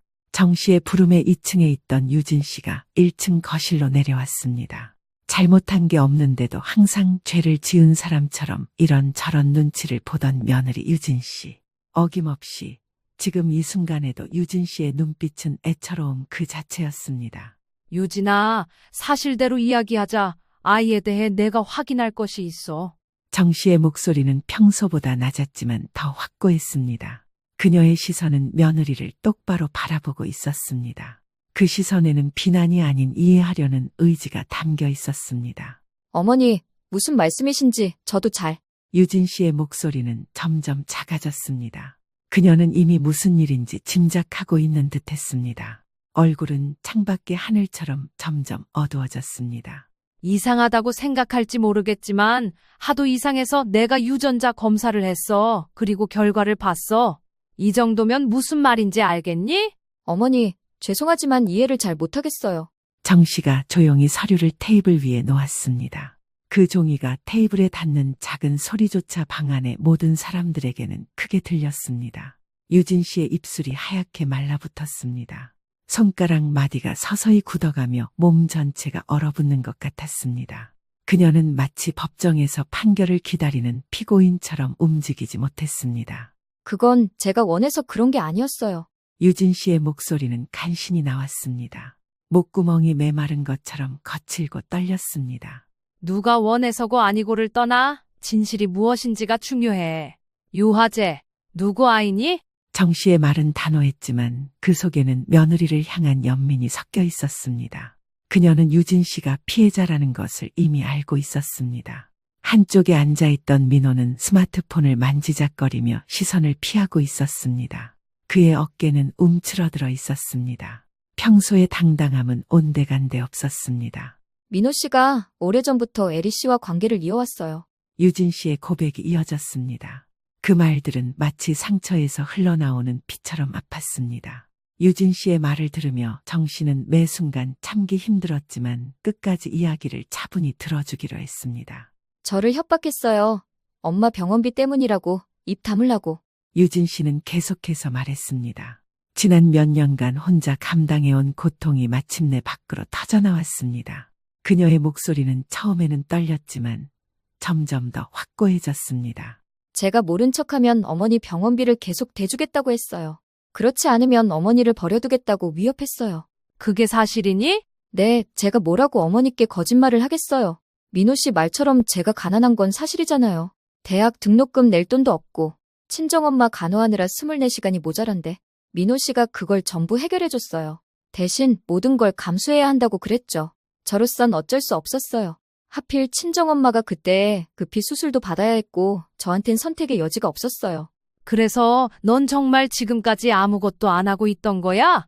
민호 씨를 사랑하는 마음은 진심이었기에 그 마음만 잘 간직하면 된다 생각했어요. 그게 그 사람이 원하는 거라면 응당 들어주기로 한 거고요. 제가 뭘 할 수 있었겠어요. 아무것도 가진 게 없는데. 어쩜 이럴 수 있어? 그동안 모두들 잠시만. 그럼 혹시 유아 친엄마가 에리시니? 네, 이미 저랑 결혼하기 전부터 두 사람이 연인 관계였고 저희 결혼하면서 에리 씨가 동시에 임신을 했어요. 폭로의 말들이 거실 공기 중에 작은 파편이 되어 흩어졌습니다. 각각의 파편은 날카롭게 반짝이며 모든 사람의 마음에 상처를 남겼습니다. 특히 정 씨의 가슴에는 아들에 대한 실망감이 칼날처럼 깊이 박혔습니다. 며느리 유진 씨에게는 상처 그 이상이었을 지금 이 상황이 참 가슴 아프기도 하면서 화가 났습니다. 모든 것을 숨기고 있던 사람들, 그리고 그 뒤에서 비인간적인 짓을 해왔던 아들까지. 정 씨는 크게 한숨을 내쉬었습니다. 그러자 볼일을 보고 집 안으로 들어온 아들의 말에 기가 막혔습니다. 별일 아니라는 듯 마치 모든 상황을 예견하고 있었다는 듯한 뻔뻔한 태도였습니다. 사모님, 죄송해요. 제가 아드님께 연락드렸어요. 심각한 일 같아서. 난감한 표정을 짓는 아줌마를 뒤로하고 아들 민호 씨가 걸어왔습니다. 이제는 대놓고 정체를 드러내겠다는 듯이 에리 씨가 민호 씨 옆에 딱 붙어 있었습니다. 엄마, 그게 그렇게까지 큰 문제야. 때로는 현실적으로 선택을 해야지. 사모님, 아니 어머님. 정식으로 인사드릴게요. 유아 엄마 박예리입니다. 그의 목소리에는 뻔뻔함과 함께 자기 합리화가 묻어 있었습니다. 마치 자신의 행동이 당연한 것처럼 말하는 그 태도의 정 씨는 더욱 분노했습니다. 현실이라는 핑계 뒤에 사람을 숨기는 건 비겁한 짓이야. 애가 없어서 다행이지? 니들이 그러고도 사람이야? 어떻게 이런 뻔뻔한 짓을 할 수 있어? 모욕을 해도 정도껏 해야지. 당장 그 팔짱부터 못 빼. 정 씨의 목소리는 더 이상 참을성 있는 어머니가 아니었습니다. 그것은 한 명의 인간으로서, 한 명의 여성으로서의 분노였습니다. 유진이는 그냥 내 인생의 들러리였어. 엄마가 더 나이 들기 전에 결혼하라며 손주까지 안겨주면 금상첨화라고 했잖아. 유아가 유진이가 낳은 아이가 아니라고 해도 손녀인 사실은 변하지 않아. 문제될 게 없다고. 맞아요, 어머니. 이제라도 제 자리를 찾으려고요. 이보세요, 당신 자리라니? 원래 애리랑 결혼하려고 했었어. 근데 엄마가 하루라도 빨리 결혼하라고 닥달했잖아. 참한 며느리 얻고 싶다고. 엄마 입맛에 맞는 여자 대충 갖다 앉혀놓으면 조용하겠지 싶었어. 그때 잠깐 애리랑 싸워서 사이가 별로 안 좋았는데 엄마가 워낙 빨리 진행시키는 바람에 어쩔 수 없었지. 결혼이야 이혼하면 되는 문제니까. 야, 그 입 닥치지 못해? 민호 씨의 입에서 나온 말은 모든 선을 넘어서 버렸습니다. 그 순간 정 씨의 등줄기를 타고 뜨거운 분노가 번개처럼 내려갔습니다. 들러리라니, 네가 아버지의 외도로 우리가 어떻게 무너졌는지 봤잖아. 엄마가 지금까지 어떻게 살아왔는지 뻔히 알면서 감히 네가 그런 짓을 해. 정 씨의 목소리는 떨렸습니다. 오래 묻어둔 상처가 다시 벌어지는 것 같았습니다. 그 상처를 본 네가 어떻게 같은 칼을 들이대니? 그녀는 젊은 시절 남편의 외도를 견뎌내며 홀로 아들을 키웠던 기억을 떠올렸습니다. 그때의 고통, 그때의 절망, 그리고 그때의 다짐을 모두 기억하고 있었습니다. 그런데 그 아들이 똑같은 일을 저지르고 있다니. 어머님, 너무 격해지지 마세요. 아이가 보고 있어요. 누가 네 어머니야? 에리 씨의 목소리가 들려왔습니다. 그녀의 말투는 부드러웠지만 말끝은 얇게 갈린 칼날처럼 반짝였습니다. 바로 그때 현관문이 열리며 이상혁이 들어왔습니다. 그는 정 씨가 연락한 변호사였고 이 상황을 법적으로 정리하기 위해 온 것이었습니다. 이 상황은 법적으로도 정리해야 합니다. 증거를 확보할 수 있습니다. 상혁의 침착한 목소리가 혼란스러운 거실에 작은 안정감을 가져다 주었습니다. 전 죄가 있다면 죄를 받겠지만 적어도 제 양심은 더 이상 침묵하지 않아요. 이제 더 이상 물러서지도 않을 거예요. 유진 씨가 고개를 들고 말했습니다. 그녀의 목소리에는 처음으로 확신이 담겨 있었습니다. 오랫동안 억눌렀던 것들을 말하고 나니 오히려 마음이 가벼워진 것 같았습니다. 그녀의 말이 끝나자 소나기가 잦아들었습니다. 유리창에는 비의 흔적이 길게 남았습니다. 그 흔적들이 마치 눈물 자국처럼 보였습니다. 한쪽에서 놀고 있던 아이의 깔깔거리는 웃음소리가 순간 멎었습니다. 방 안의 모든 시선이 동시에 같은 지점으로 모였습니다. 아이는 어른들의 심각한 표정을 보며 무슨 일인지 궁금해했습니다. 천장의 조명이 하얗게 떨리는 듯 보였습니다. 그 떨림은 모든 사람의 목소리를 조금씩 왜곡시키는 것 같았습니다. 엄마, 지나간 과거에 매달리지 말라고 몇 번이나 말했잖아. 굳이 이렇게까지 해야 해? 유진이도 이혼해 줄 것 같은데 굳이 이렇게 일을 크게 만드는 이유가 뭔데? 이혼해도 그냥은 안 시키지. 네 옆에 있는 저 여자도 그냥 둘 생각은 없어. 하나부터 10까지 준비하다 보면 어떻게든 되겠지. 지금은 그 평온함을 즐기려무나. 민호는 여전히 자신의 잘못을 인정하지 않으려 했습니다. 과거를 잊고 현재를 망치는 건 바보 같은 짓이지? 정 씨의 대답은 단호했습니다.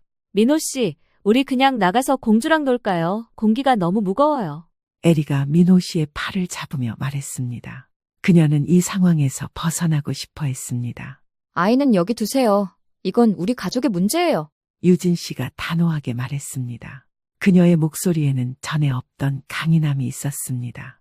말끝마다 매듭이 생겼습니다. 그 매듭들은 더 이상 풀릴 기미가 보이지 않았습니다. 가족이라는 이름으로 묶여있던 끈이 마침내 끊어지는 순간이었습니다. 어머, 유진아, 우리 가족이라니. 유아가 누군지 너는 이미 알잖아. 네가 그런 말하면 안 되는 거지. 뻔뻔하기도 해라. 이제 네 주제를 알겠니? 시끄러워. 그만하지 못해. 여기가 어디라고 그딴 말을 해. 어머니, 할 말도 못하나요? 그리고 원래 저 자리는 제 거였어요. 그리고 어머니, 제가 뭘 잘못한 게 있다고 저를 걸고 넘어지세요. 전 아무 죄도 없고 원래 제 걸 되찾으려는 것뿐이에요. 엄마, 말 나온 김에 정리할 것 정리해요. 제가 해드릴 건 다 해드렸잖아요. 최대한 빨리 유진이랑 이혼하고 에리랑 재혼할게요. 그게 유아한테도 나을 것 같아요. 너 지금 뚫린 입이라고 함부로 말하는 거냐? 누구 마음대로 그렇게 해. 내 며느리는 유진이 하나야. 저런 여자를 내 며느리로 인정할 수 없어. 당장 나가. 한순간에 집안이 아수라장이 되고 말았습니다.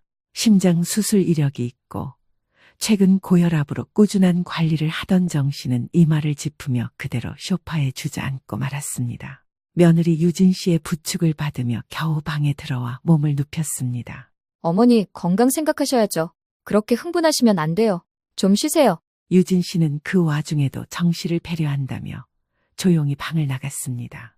긴 밤이 지나고 동이 틀 무렵 거실의 공기는 확실히 달라져 있었습니다. 어젯밤의 폭풍 같은 대화 후에 찾아온 고요는 마치 전쟁 후의 정막 같았습니다. 하지만 그 정막 속에서 새로운 결심이 싹트고 있었습니다. 새벽의 공기가 칼날처럼 맑았습니다. 그 맑음은 지난 밤의 혼란을 모두 씻어내고 정 씨의 결심을 더욱 단단하게 만들어주었습니다. 그녀는 평소보다 훨씬 일찍 일어나 거실에 앉아 있었습니다. 무릎 위에는 중요한 서류들이 놓여 있었습니다. 그리고 정 씨의 부름에 한달음에 달려온 변호사 이상혁 씨도 함께 자리했죠.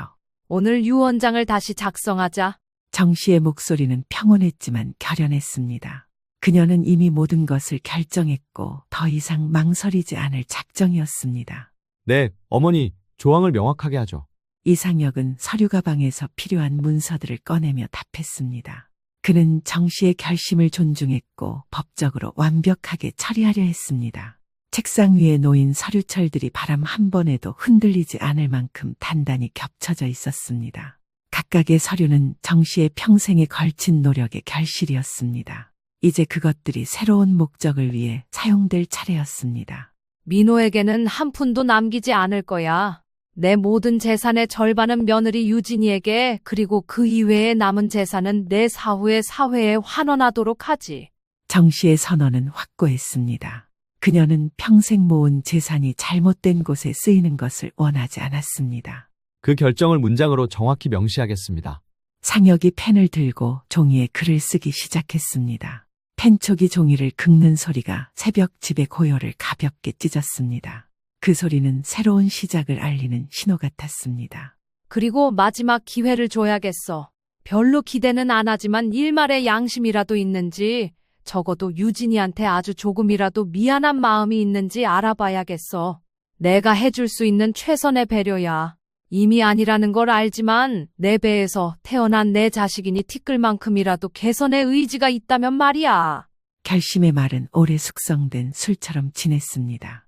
그 말을 내뱉는 순간 목을대가 뜨겁게 내려앉았지만 정신은 흔들리지 않았습니다. 나아질 상황이 없다는 것을 알면서도 그래도 정신은 끝까지 아들을 놓고 싶지 않았습니다. 그동안 혼자 마음 고생하며 살아왔을 며느리에게 제대로 된 사과 한마디라도 들려주고 싶었기 때문입니다. 하지만 과연 그게 정씨의 바램대로 될지는 의문이었습니다. 그렇게 시간이 가는 줄도 몰랐습니다. 벌써 한 달 정도의 시간이 흘렀습니다. 그 사이 정씨는 사설 탐정을 고용해 민호 씨와 에리 씨의 뒷조사를 했습니다. 웃돈까지 얹어주니 두 사람의 일을 캐내는 건 아무것도 아니었습니다. 그리고 탐정사무소로부터 아주 기가 막힌 정보를 전달받았습니다. 서류를 전해받은 정 씨는 천천히 읽어내려가며 표정을 굳혔습니다. 이거면 되겠네. 아주 작정하고 들러붙었던 거구만. 민호가 집에 왔을 때 거실의 분위기는 완전히 달라져 있었습니다. 유진 씨는 평소보다 당당해 보였습니다. 정 씨는 더 이상 망설이는 기색이 없었습니다. 모두가 있을 때 말하지. 민호야, 이왕 이렇게 된 거 너 유진이랑 이혼해라. 하루라도 빨리 자리 잡아야지. 그게 우리 집안을 위한 일이다. 엄마가 그렇게 말하니 속이 다 시원하네. 유진아, 이제 됐지. 너 같은 여자는 필요 없어. 그게 다니? 그럼 뭐가 더 있어요? 그동안 쟤네 엄마 병원비 대준 것만으로도 감지덕지 해야지. 제 형편에 그럴 돈이 어딨다고 그래요? 평생 누릴 호사 다 누리게 해준 거지. 민호 씨는 여전히 뻔뻔했습니다. 그는 이 상황조차 자신에게 유리하게 이용하려 했습니다. 그래도 자신과 5년을 동거동락했던 아내인데 아주 조금의 미안함도 없어 보였습니다. 그 말 결국 직접 하시는군요. 유진 씨는 더 이상 상처받지 않았습니다. 그녀는 이미 이런 말을 예상하고 있었습니다. 오히려 이제야 진실이 드러났다는 안도감을 느꼈습니다.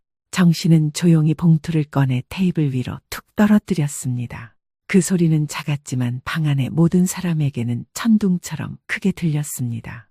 여기 친자검사 결과, 내연 정황 그리고 네가 보낸 협박 메시지들까지 다 있어.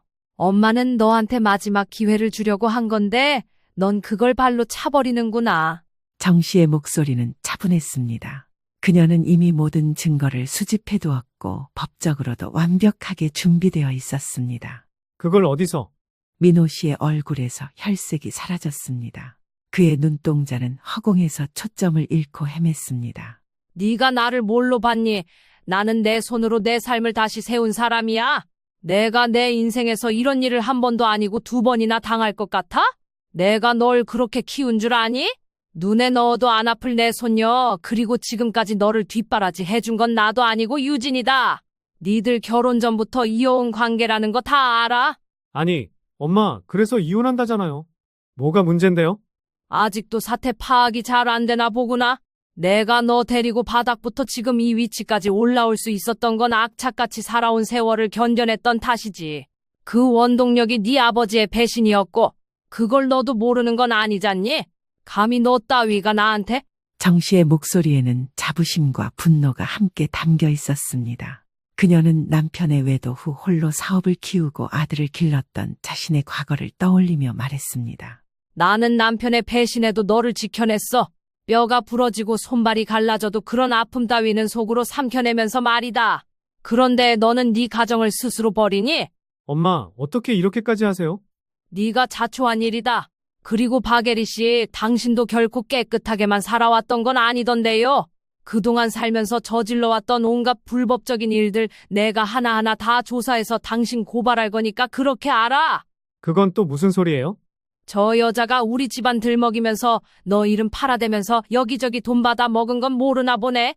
미국 따라간 것도 임신을 핑계로 돈 들고 도망간 거던데 그동안 잘도 숨겼네.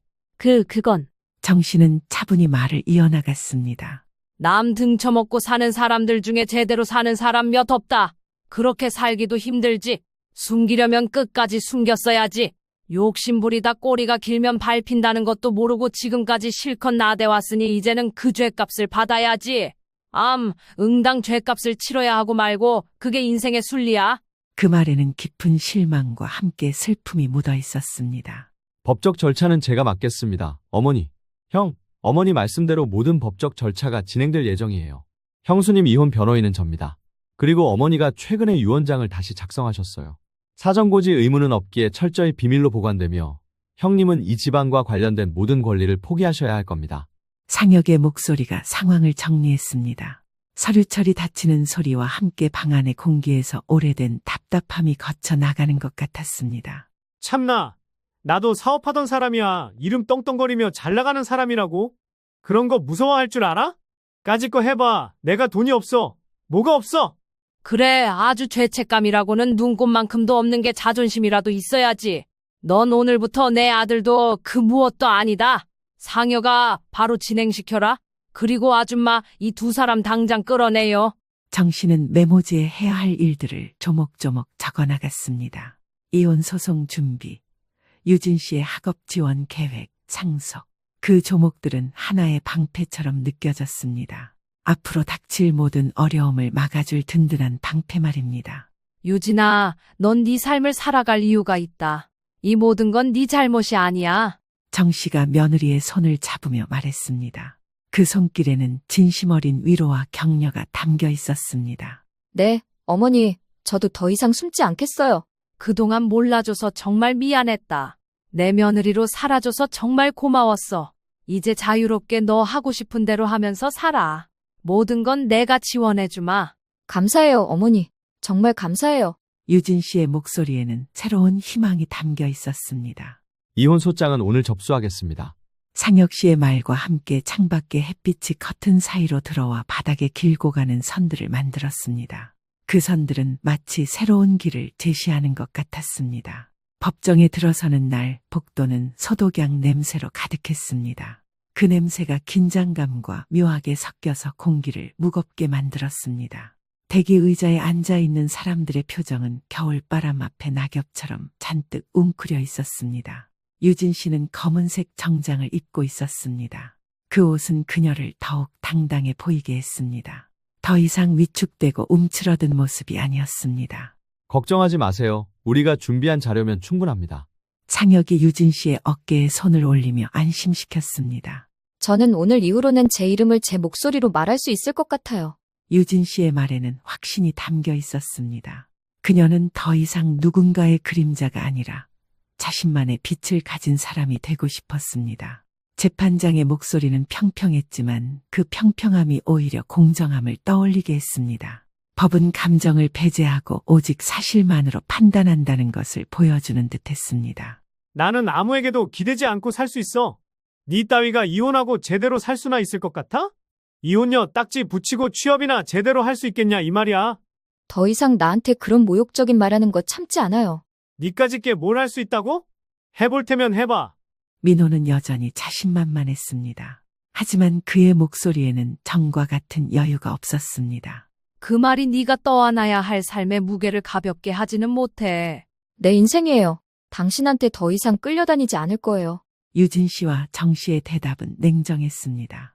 그녀는 더 이상 아들에게 기대하지 않기로 결심했습니다. 서류가 오가는 동안 유진 씨의 눈빛은 더 이상 흔들리지 않았습니다.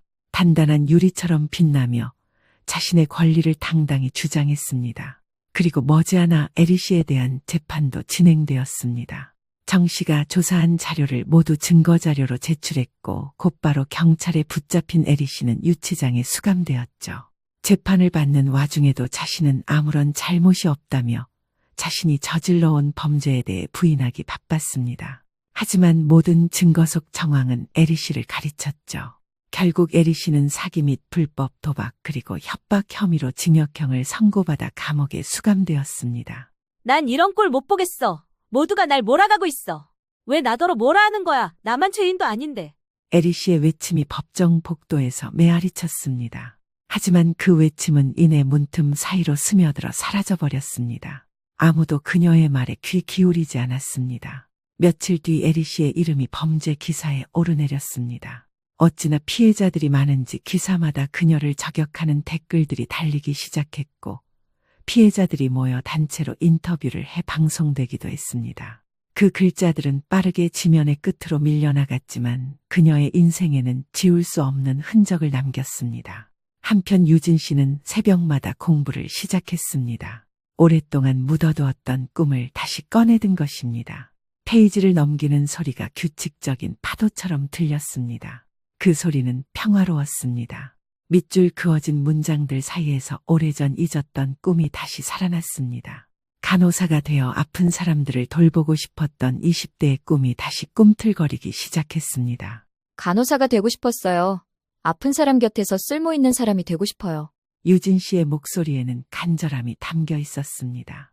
늦지 않았어. 너의 시간은 너의 발걸음으로 채워나가야지. 정 씨는 며느리를 격려했습니다.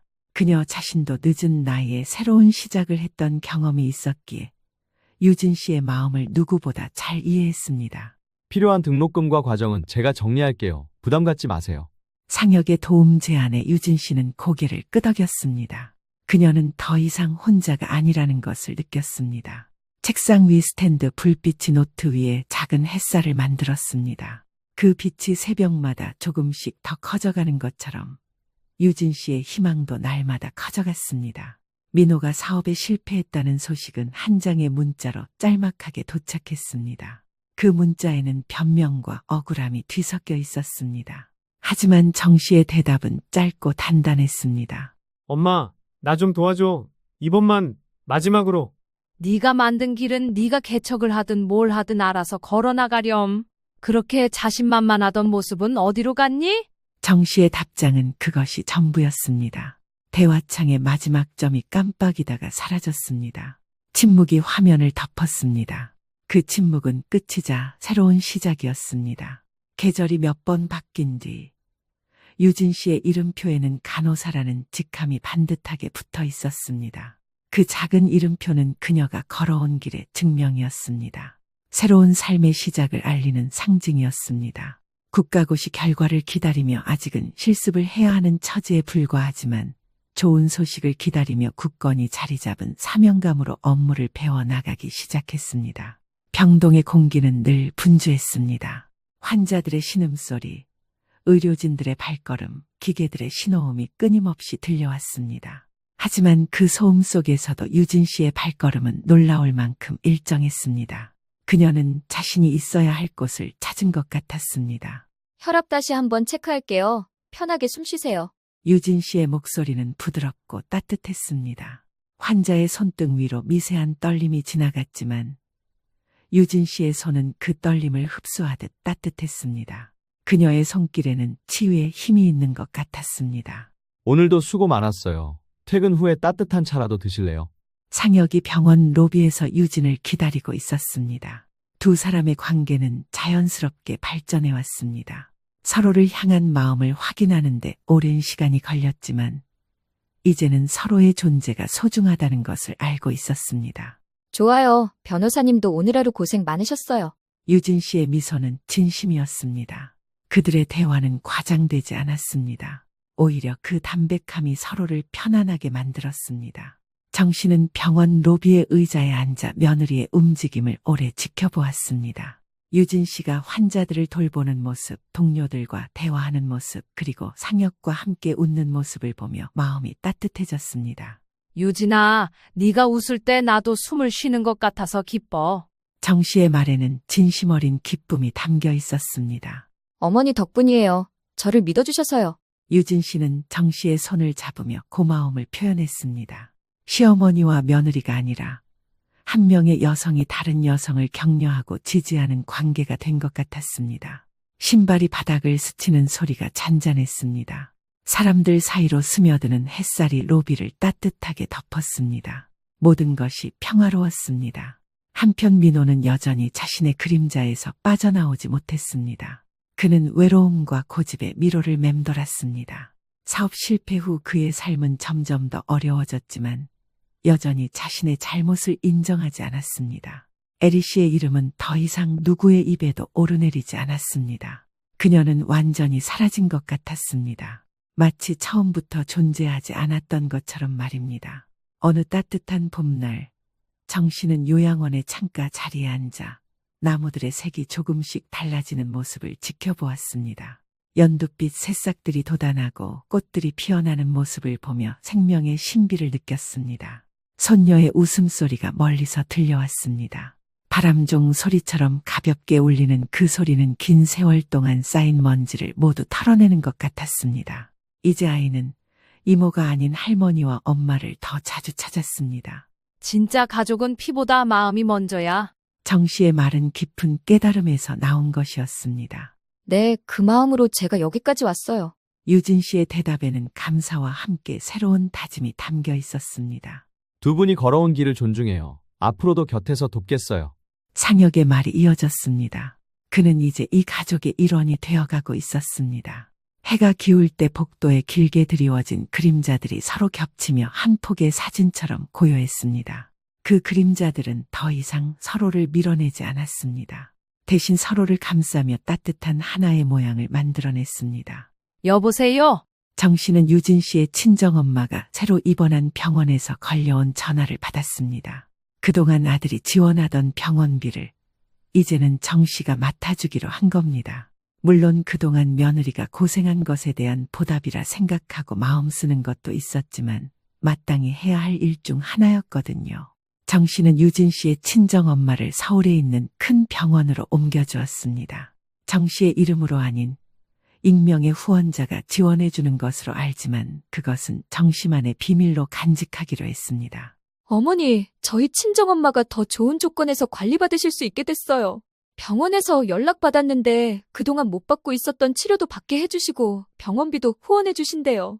어떻게 그런 고마운 분이 나타나신 건지. 유진 씨는 감격의 눈물을 흘렸습니다.